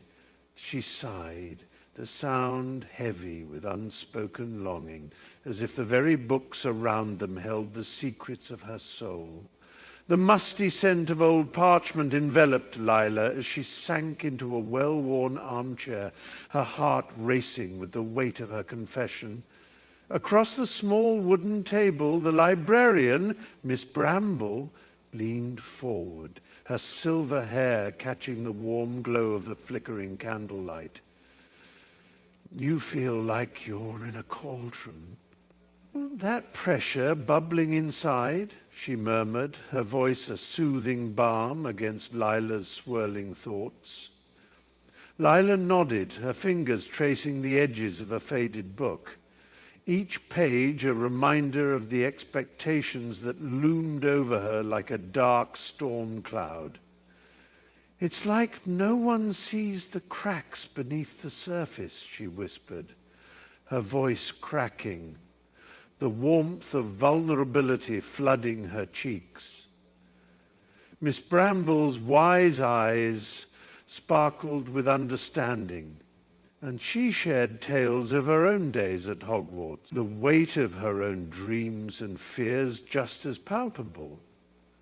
"Sometimes the magic lies in those cracks, in the stories we tell ourselves," she advised, her words wrapping around Lila like a comforting embrace. In that moment, the library faded away, the whispers of ancient spells mingling with the resonance of shared struggles. Lila realizing she wasn't alone in this tumultuous journey after all. With a sudden surge of courage, Tilly straightened her spine, the weight of unspoken words finally finding their escape. The air around her crackled, thick with unarticulated dreams and the scent of fresh rain lingering in the garden. Her pulse quickened, each heartbeat echoing her resolve as she cast a defiant look at the shimmering, glassy eyes of the crowd. "I want freedom," she proclaimed, her voice clear and resonant, slicing through the murmurs like a sharp blade. In that moment, the world seemed to hold its breath, waiting for the ripple of her truth to unfold. "I deserve happiness," she continued, her heart racing as she felt the warmth of the sun breaking through the clouds, illuminating her face with a golden glow. Whispers of disbelief danced among her audience, but Tilly's spirit soared, each word infused with the fragrant promise of new beginnings. Her palms tingled, the ground beneath her feet solid and unwavering, as she stood, not just for herself, but for everyone else who had ever felt shackled by silence. A small nod of encouragement from an old friend stirred the embers of her courage, and with one final indomitable breath she proclaimed, "No more shadows! It's time to live!" The air crackled with a mix of tension and anticipation as Elena took a trembling step forward, heart pounding like a drum against her ribs. The bright lights of the stage framed her, casting dramatic shadows across her face that flickered like candle flames in the minds of the audience. "No, don't!" someone shouted from the back, a voice laced with desperation. But she was already lost in the moment, the world around her blurring into an unrecognizable haze. Then, as she turned to face the crowd, inhaling the scent of sweat and anticipation, a hush fell over them, a collective breath held tight, waiting. A flicker of doubt crossed her mind, but it was too late. She had already committed to this path, this revelation that seemed to shimmer just beneath the surface of her skin. What if they don't understand, she thought. But she pushed the fear down, deeper than the roar of the crowd. In that instant, she felt an electric connection, a shift that coursed through the audience like a wave, a shared heartbeat that echoed in the silence. "Show us," someone murmured, and with that simple demand, she felt the weight of the moment transform, the potential of what could happen next igniting her soul. The echoes of their footsteps faded against the damp stone walls of the abandoned castle, the air thick with the scent of mildew and old secrets. Shadows danced under the flickering glow of a single candle they had found, illuminating the anxious faces of Mara and Jonah, whose hearts raced with the weight of their unspoken fears. "We shouldn't be here," Mara breathed, her voice barely a whisper, as if the castle might hear them and awaken from its slumber. Jonah shook his head, his jaw set in defiance. "We have to find the truth, Mara. It's the only way to save her." Suddenly, a soft rustle echoed from the darkened corridor to their left, causing them to freeze, hearts pounding like war drums in their chests. The candle's flame flickered wildly, casting eerie shadows that seemed to swirl, mocking their bravery. "Did you hear that?" she asked, eyes wide, the warmth of reassurance slipping from her grasp. "It's just the wind," Jonah replied, forcing a laugh that felt foreign on his tongue, but deep down a chilling doubt gnawed at him. As they moved forward, the hairs on the back of Mara's neck prickled, an instinct screaming that they were not alone. And the darkness that lurked just beyond their sight held secrets far more dangerous than they could ever imagine. The wind howled through the cracked window, carrying the scent of rain-soaked earth and something darker, something that clawed at the edges of Sarah's mind. She stood in the dim light of the attic, shadows dancing around her, each whisper a reminder of the promises she had broken. With trembling hands, she reached for the weathered box tucked beneath the floorboards, the weight of secrets heavy in her chest. "You have to face it, Sarah," her brother's voice echoed, a ghostly reminder of the last night they spent together, when the world felt alive, ripe with possibilities, not burdened by regret. As she prized the lid open, a chill enveloped her, the air thick thick with memories, and her breath hitched. Inside lay the letters. His letters, filled with dreams of escape, ambition, and the tragic final confession that had sealed their fates. She traced the ink with her fingertips, her heart racing, each word a knife twisting deeper. "I had to do it for you," she whispered, the truth tearing at her throat. The walls seemed to close in, a suffocating embrace.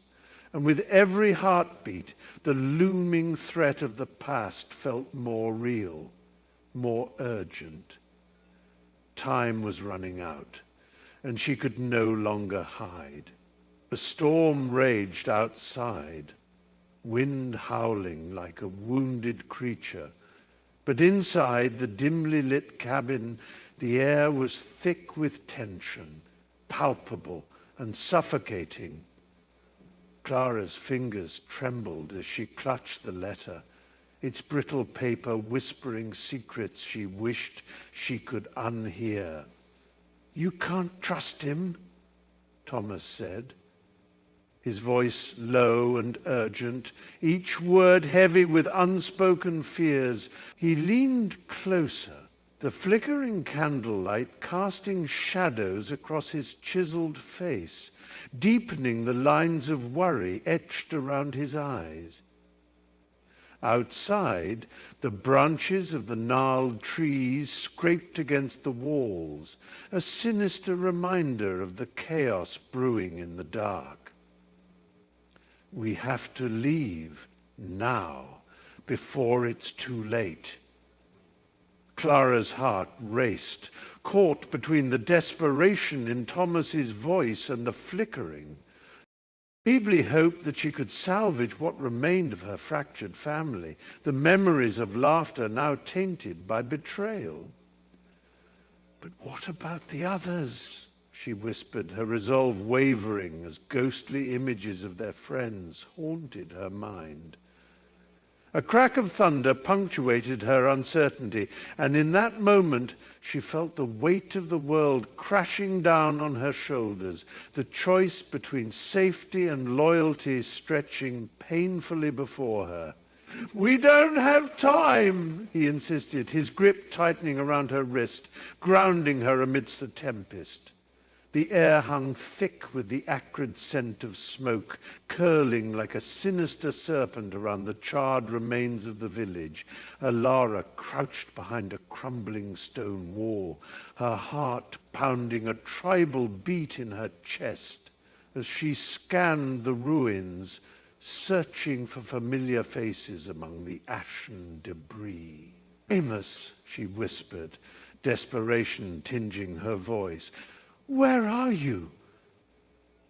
The crackle of flames danced in the distance, a haunting symphony to her mounting dread.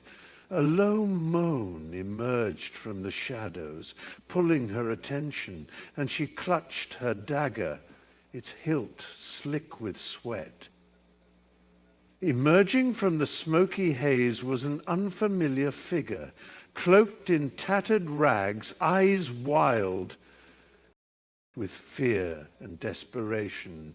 "You shouldn't be here," he rasped, voice hoarse and trembling. "They're coming for anyone who remains." Ilara's breath hitched. She recognized the threat implicit in his words. The marauders wouldn't just burn the village, they would hunt the survivors like game. "I'm looking for my brother, Amos," she said, steel threading her voice. "I can't leave without him." The man's gaze softened, a flicker of understanding sparking amidst the terror. "Then we must move. Now. You won't find him here if you linger." With one last glance at the smoldering remnants of her childhood, Ilara stood, resolve hardening like the iron at her back.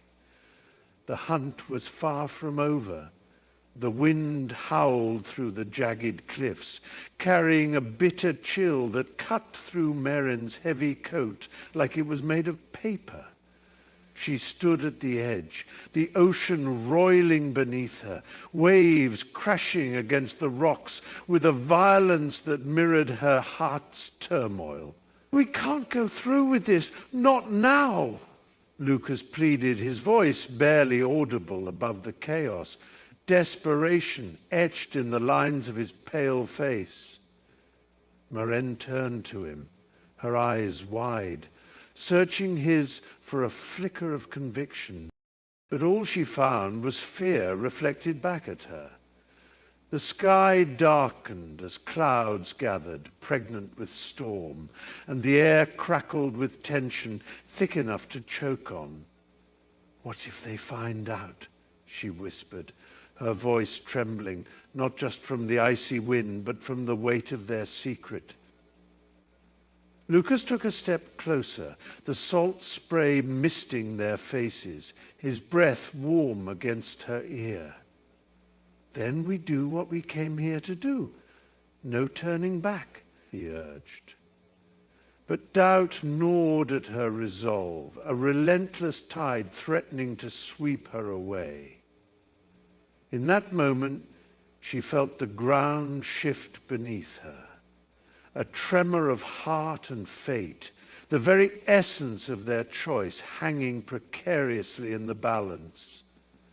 The wind howled through the jagged branches of the ancient oaks, their gnarled fingers clawing at the darkening sky as Ilara crouched behind the stone wall, her heart pounding like a war drum. Just beyond her hiding place, the faint sound of boots crunching on gravel sent chills down her spine.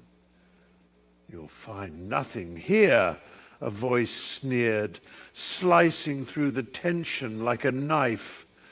It was Marcus, his face illuminated by the flickering of a lantern, shadows dancing across his features. She caught a glimpse of his smug smile, the very one that had betrayed their once unbreakable bond, now twisted with the promise of betrayal. "Where is she, Ilara?" he called out, his tone dripping with mockery. "Did you really think you could keep her from us?" The mention of her sister sent a wave of dread crashing over her, thick and suffocating. Every breath felt like a betrayal, each heartbeat a countdown to the moment when she'd have to reveal her hiding place or risk losing everything. The scent of damp earth mingled with the sharpness of pine, grounding her, reminding her of the stakes. Her sister's life hung in the balance. Clenching her fists, she whispered fiercely under her breath, "You'll never take her from me." The air buzzed with tension as Evelyn stood at the edge of the crumbling cliff, the ocean swirling violently beneath her, waves crashing like thunder against the jagged rocks. Her heart raced, not only from the fear of slipping, but from the weight of the decision looming over her. "You can't do this," Jonah pleaded, his voice hoarse yet edged with desperation as he inched closer, his eyes pleading for clarity, for understanding. The salty breeze whipped her hair across her face, mingling with the scent of damp earth and brine, pulling her deeper into the chaos of her thoughts. "I can't let them find it," she gasped, her breath catching as the realization struck like lightning. The artifact would not only reveal her past, it would endanger everyone she loved. This isn't just about me anymore. She could see it in Jonah's eyes. The flicker of fear, the reflection of their once unbreakable bond, now tethered precariously to this moment. As the ground beneath her trembled, a jagged piece of stone crumbled away, sending a cascade of pebbles tumbling into the abyss below. "Evelyn, please?" His voice broke, cracking through her resolve as the ocean howled in agreement, echoing the turmoil within her. The air was thick with tension, charged like the moment before a lightning strike, as the shadows lengthened across the abandoned warehouse floor. Sarah crouched behind a rusted steel beam, heart hammering in her chest, her breath coming in hurried gasps, the metallic tang of fear mingling with the scent of decaying wood and oil. Just ahead, the flickering glow of flashlights danced like fireflies, revealing the silhouettes of men clad in black, their voices a low murmur, punctuated by the clink of gear and the occasional snatch of laughter.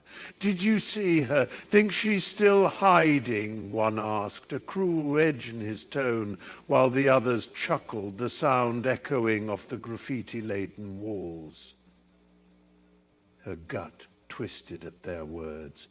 They were hunting her, every instinct screaming that she needed to move, to find an escape. Desperation clawed at her throat as she scanned the room, eyes darting from the exit to the shadows, calculating her next move. The weight of the small package she clutched tightly against her chest felt like a ticking time bomb, a reminder of what was at stake. "Don't make this harder than it has to be, Sarah," came a voice from behind, icy and familiar, sending a ripple of icy dread down her spine. She clenched her jaw, refusing to let them see her fear. The wind howled through the crumbled ruins, sending a shiver down Ilara's spine as she crouched behind the shattered remains of a stone pillar, her heartbeat a frantic drum in her ears. The air was thick with the scent of damp earth and moss, the remnants of a storm that had rolled through just hours ago. A flash of movement caught her eye. A hooded figure, cloaked in shadows, gliding across the debris-strewn courtyard. Every step deliberate, every breath ghost-like in the cool night air. "What do you want, Alaric?" she called, her voice steadier than she felt, though her fingers trembled as they gripped the hilt of her dagger. The figure paused, and for a heartbeat, Elara thought she saw a flicker of surprise, then recognition. "You shouldn't be here, Elara," he replied, his voice low, threaded with urgency. "Not after what you've uncovered."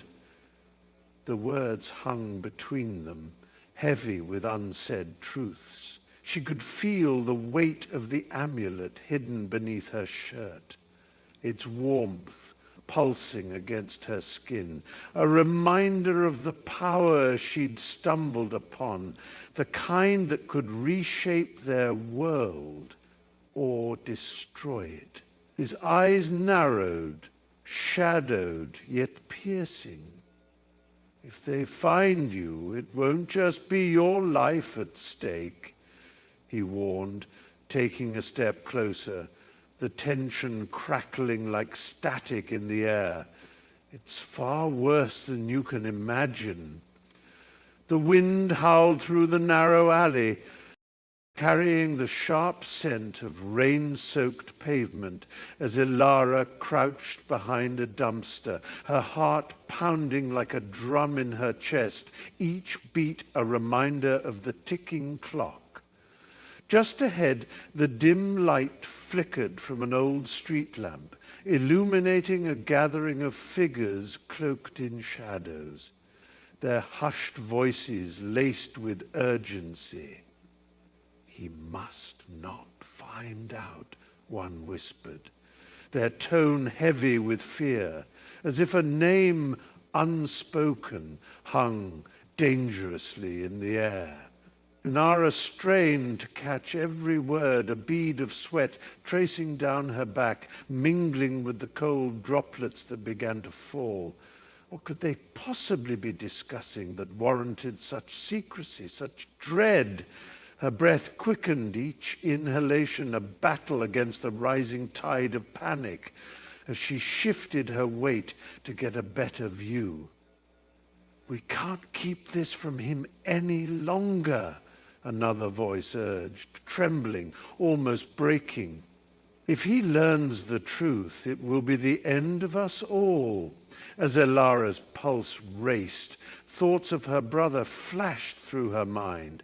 His safety, his future, a painful knot tightening in her gut. She inched closer, the cold metal of a hidden knife pressing against her hip, a stark reminder of the choices she'd have to make, choices that could shatter everything she held dear. The air crackled with tension as Clara stood at the edge of the crumbling cliff, her heart racing like a wild stallion, the wind howling in her ears. Below, the churning sea roared, waves crashing against jagged rocks, sending up sprays of icy salt water that kissed her cheeks. A stark reminder of the peril she faced. Behind her, a voice sliced through the chaos, urgent and tethered with desperation. "Clara, don't! It's a trap!"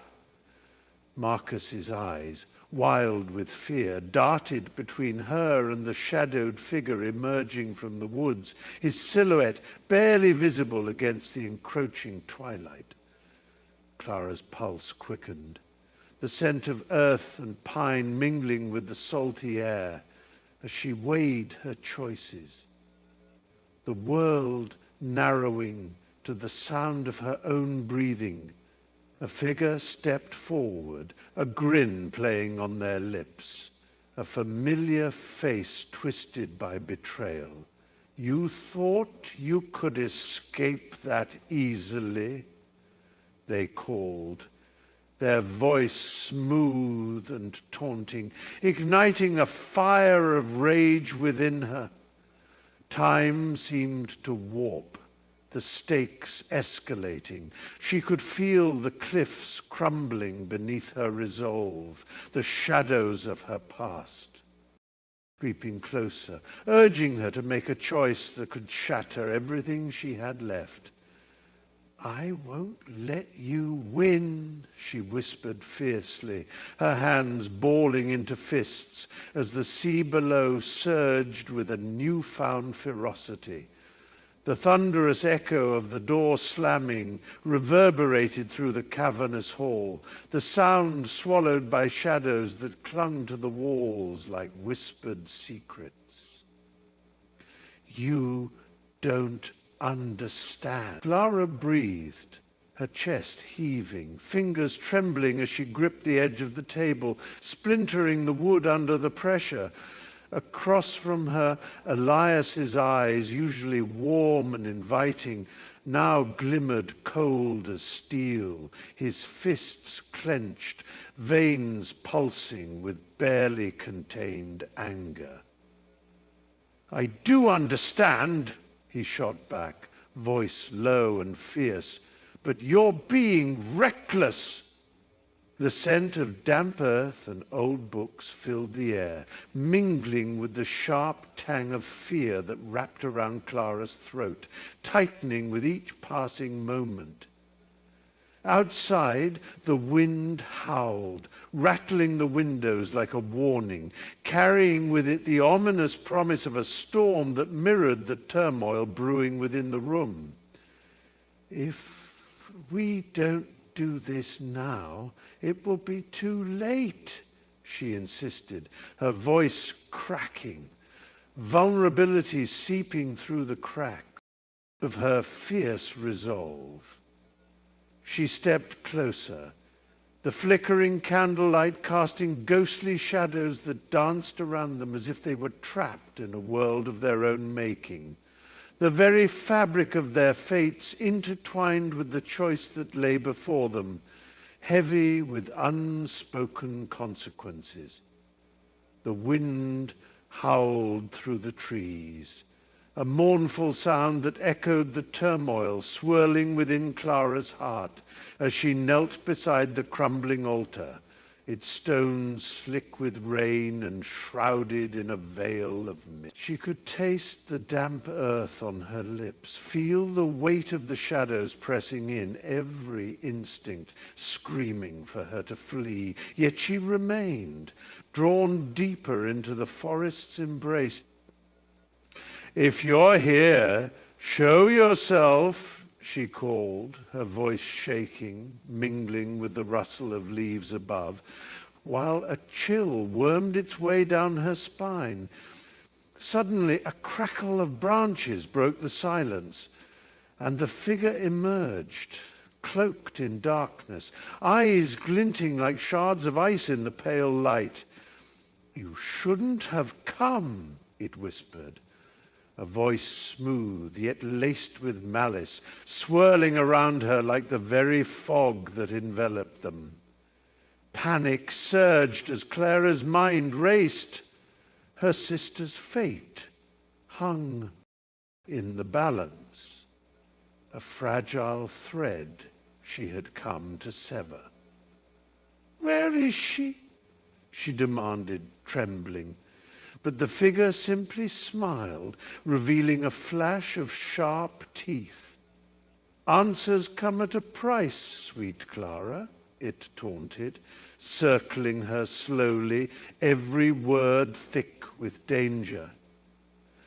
The air crackled with tension, and she knew, without a doubt, that the true battle was just beginning. The wind howled through the cracked windows of the abandoned theater, whispering secrets lost to time as Mara crouched behind a tattered velvet curtain, her heart pounding in her chest, the acrid smell of mold and dust thick in the air. Shadows flickered along the faded stage, memories of applause and laughter echoing in her mind. But tonight it was a stage for nightmares. She could hear them, the footsteps, heavy, deliberate. "I know you're in there, Mara," a voice called out, smooth yet edged with menace, reverberating off the walls like a haunting melody.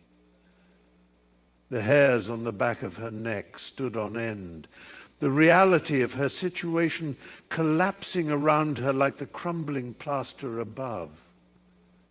She pressed herself deeper into the darkness, her fingers trembling against the cool, rough fabric of the curtain, the weight of the old fears rising within her, threatening to suffocate. "You always thought you could outrun your past," the voice taunted, closer now, a sinister undertone creeping into each syllable. Mara's breath came in shallow gasps, her mind racing, plotting, searching for a way out, because this time it wasn't just her secrets at stake, it was her very survival. The ghosts of the past clawing back to reclaim her.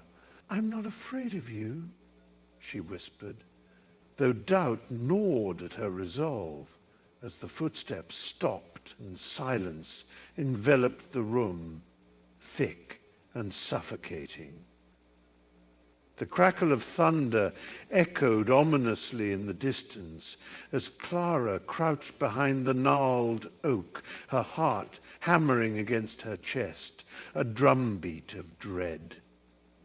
Raindrops, heavy and relentless, splattered against the ground, turning the earth to mud, while the scent of wet leaves filled the air, sharp and invigorating, yet tinged with despair. She could hear them, shouts rising and falling like the swell of the tempest, the hunters drawing nearer, their voices laced with both urgency and menace. "Did you see where she went?" A voice cut through the rain, sharp and demanding, sending a shiver down her spine. Clara pressed her back harder against the tree, her breath hitching as she imagined their faces twisted with determination, obscured by the shadows cast by the storm. The flicker of a lantern cut through the curtain of rain, illuminating the underbrush just a few feet away. Panic clawed at her throat, and she fought the urge to bolt, knowing that motion could betray her.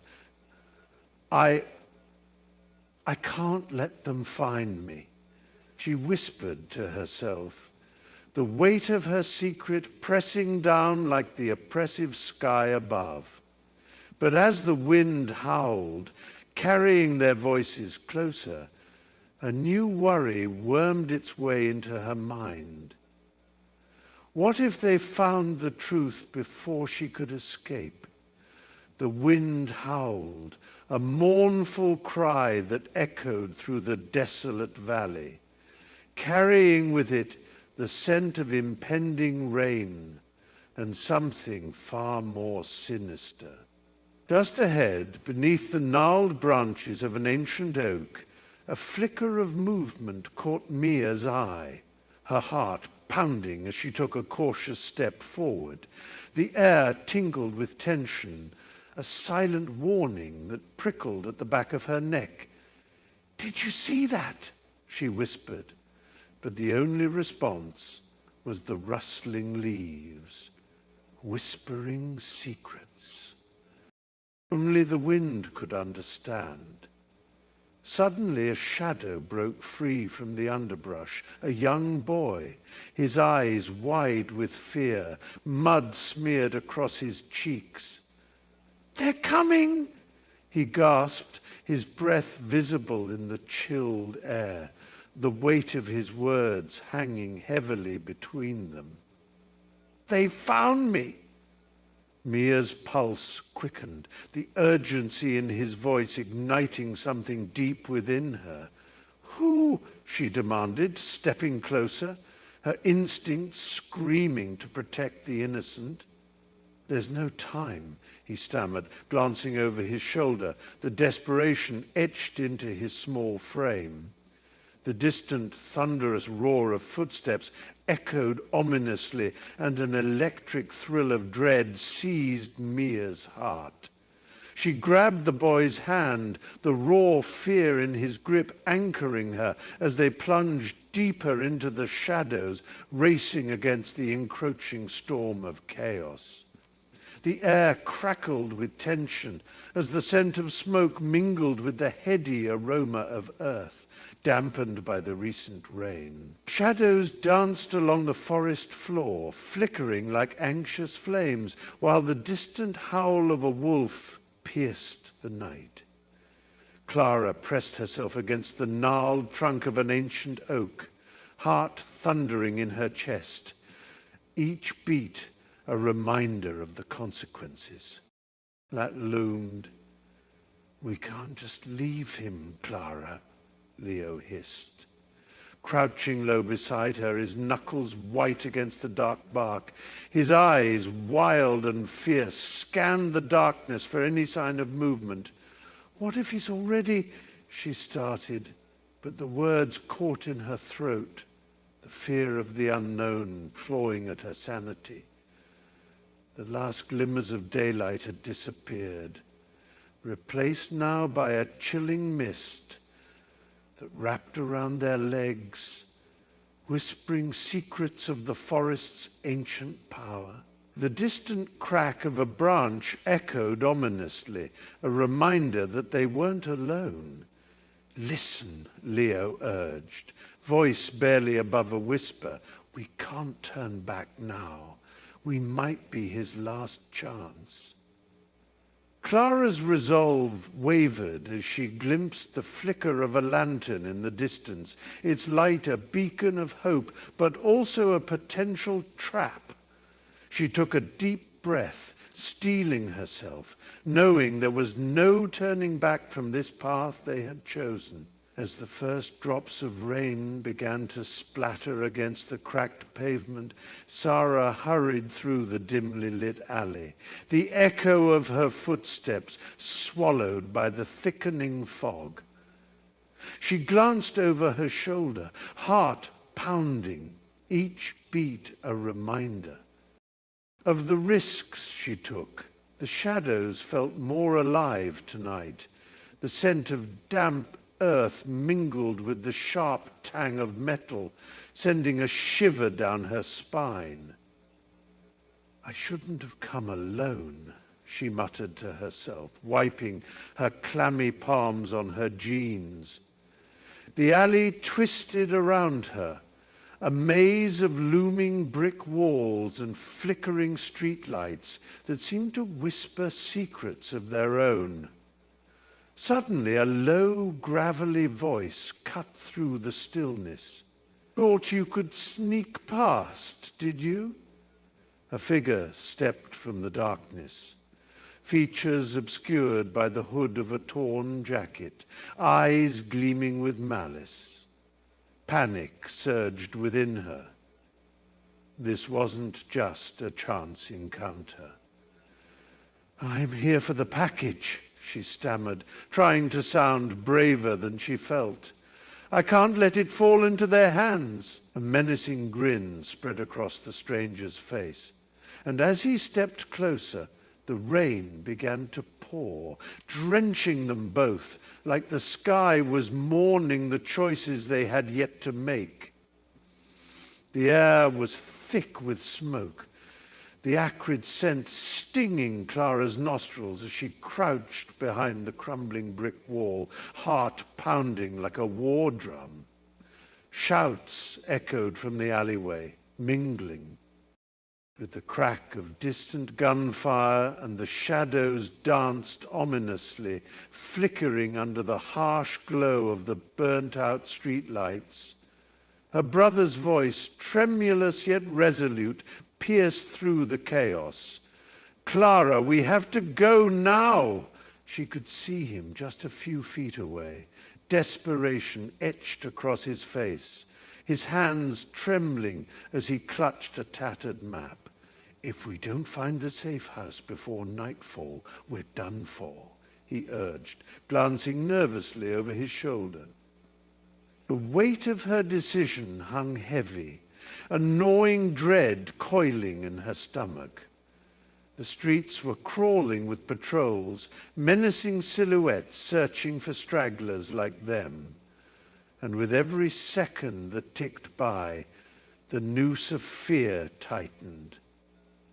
"Just a little longer," Clara whispered, her fingers brushing against the cool metal of the pendant around her neck, a talisman of hope. They needed a plan, a chance to reclaim their lives from the ashes of this desolation before the darkness swallowed them whole.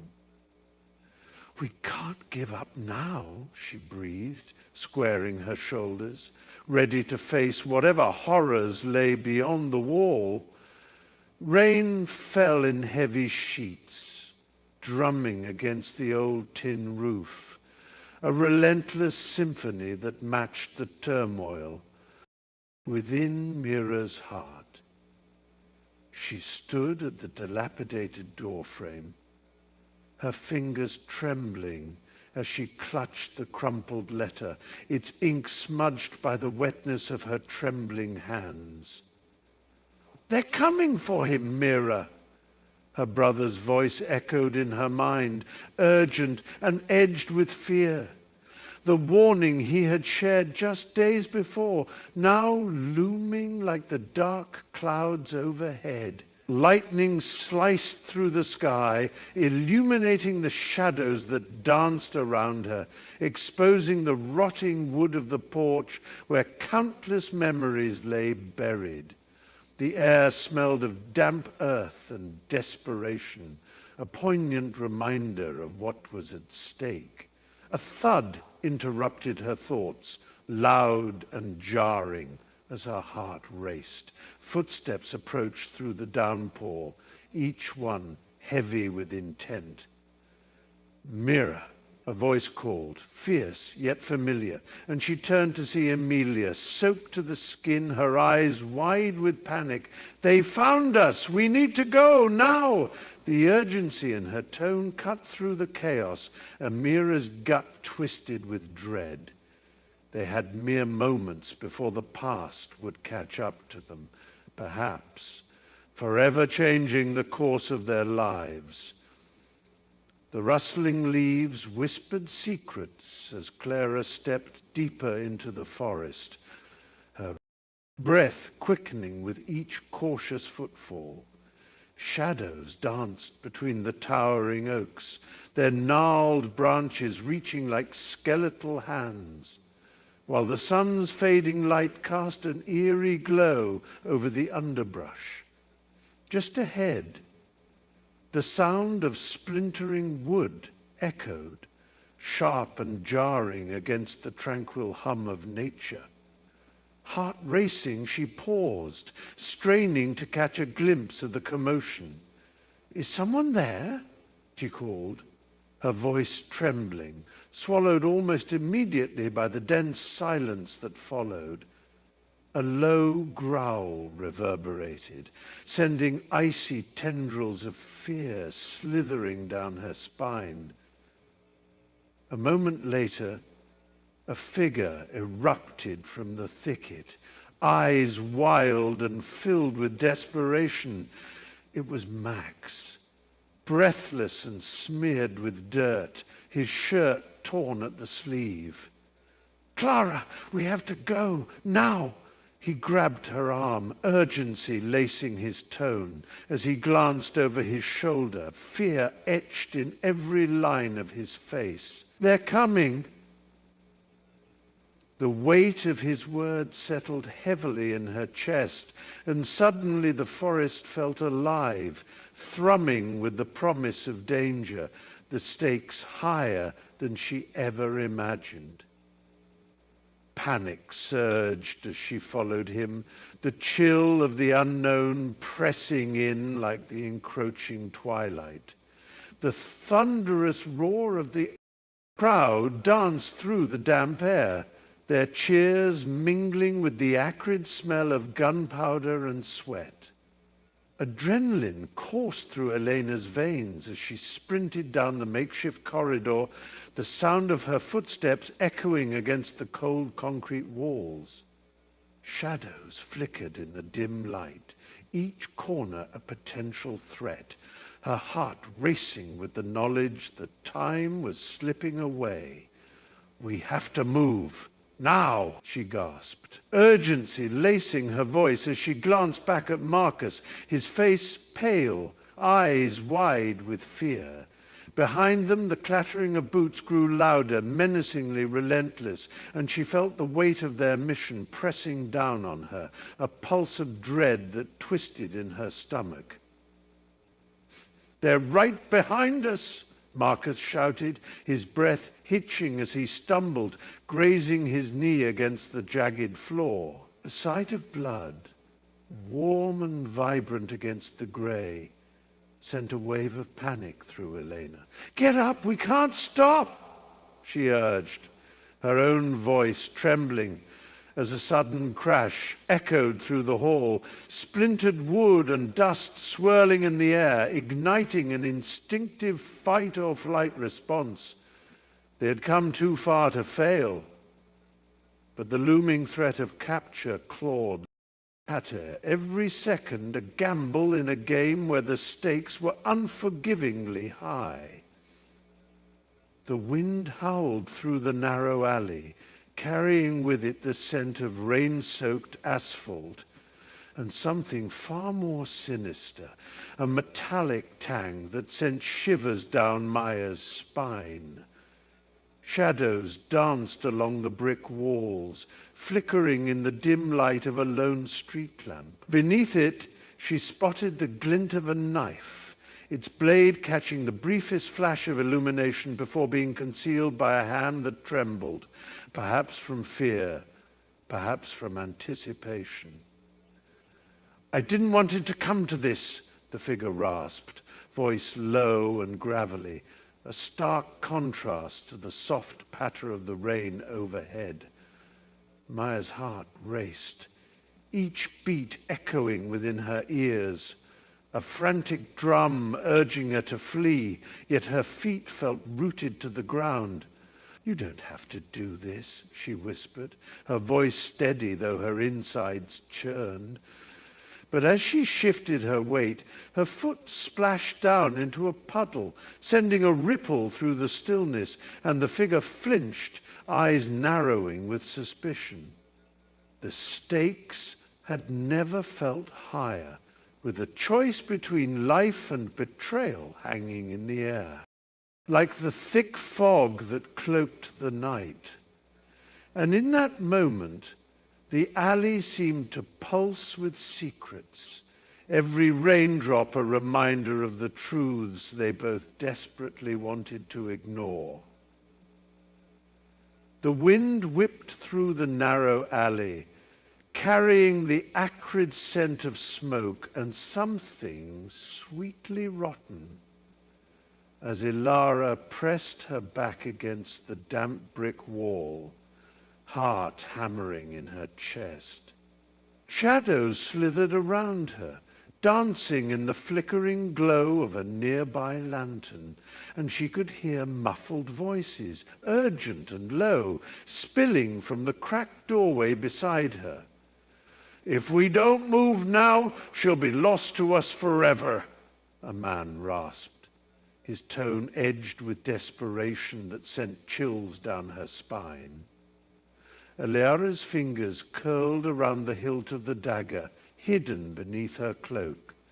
The cold steel, a comforting weight against her skin, even as a pang of doubt gnawed at her resolve. "Are you ready?" A voice broke through the tension, soft yet commanding, and she recognized it as Kellen's, though his eyes held a storm brewing beneath the surface.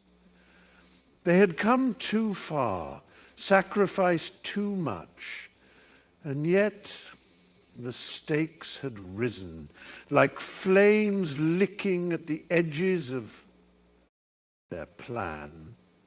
Ilara could see the flicker of dread in Kellen's gaze, the way it darted toward the door that loomed ahead, a gateway to their greatest fear.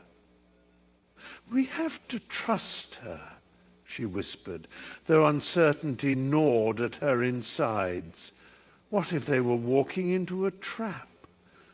The air crackled with tension, each heartbeat a countdown to a decision that could unravel everything. The tension in the air crackled like static electricity as Marla stood at the edge of the forest, the fading light casting long shadows that danced between the gnarled trees. She could hear the distant clicks of cicadas, each sound a reminder that time was slipping away. She had only until dusk to find the key, and with it, the fate of her brother. "Marla!" a frantic voice called from behind, slicing through her focus. It was Ian, his eyes wide with urgency, sweat beading his brow. "They're coming. We have to move." Her heart pounded in her chest, a drumbeat of desperation. The wind whispered secrets among the leaves, and for a moment she hesitated, anxiety clawing at her throat. What if she didn't find it in time? "I can't leave him," she murmured, her voice barely rising above the rustling branches. Ian stepped closer, urgency etched in every line of his face. "If you want to save him, we need to go now. We can't let them catch us." The sound of heavy footsteps shattered the stillness behind them. a reminder of their relentless pursuers, hunting them like prey. Marla's breath hitched, and with one last glance at the shadowy depths of the forest, she turned away, resolve hardening like steel within her. She wouldn't let fear dictate her actions. Not now, not ever. The air crackled with tension as the sun dipped below the horizon, casting long shadows across the cracked pavement of the abandoned warehouse. Inside, the stench of mildew mixed with a metallic tang, every corner cloaked in trembling darkness, where echoes of past confrontations lingered. A soft rustle broke the stillness, and Mia's heart raced as she edged deeper into the shadows, clutching the scrap of paper with the coordinates tightly in her palm. Her fingers trembled, not just from fear, but from the weight of what lay ahead. "If you find him, don't bring him back," a voice warned, hauntingly familiar, and suddenly every step felt like a betrayal. "Wait," she whispered, catching her breath, her pulse hammering in her ears. "What if they're right?" A faint scuffle echoed from the back of the warehouse, and Mia's stomach dropped. She wasn't alone. A flash of movement, then a figure emerged, cloaked in darkness, eyes glinting with a mixture of desperation and menace. "You shouldn't have come here," he hissed, the threat dripping from his words. And in that moment, the coordinates in her hand felt like a noose tightening around her neck. She swallowed hard, steeling herself.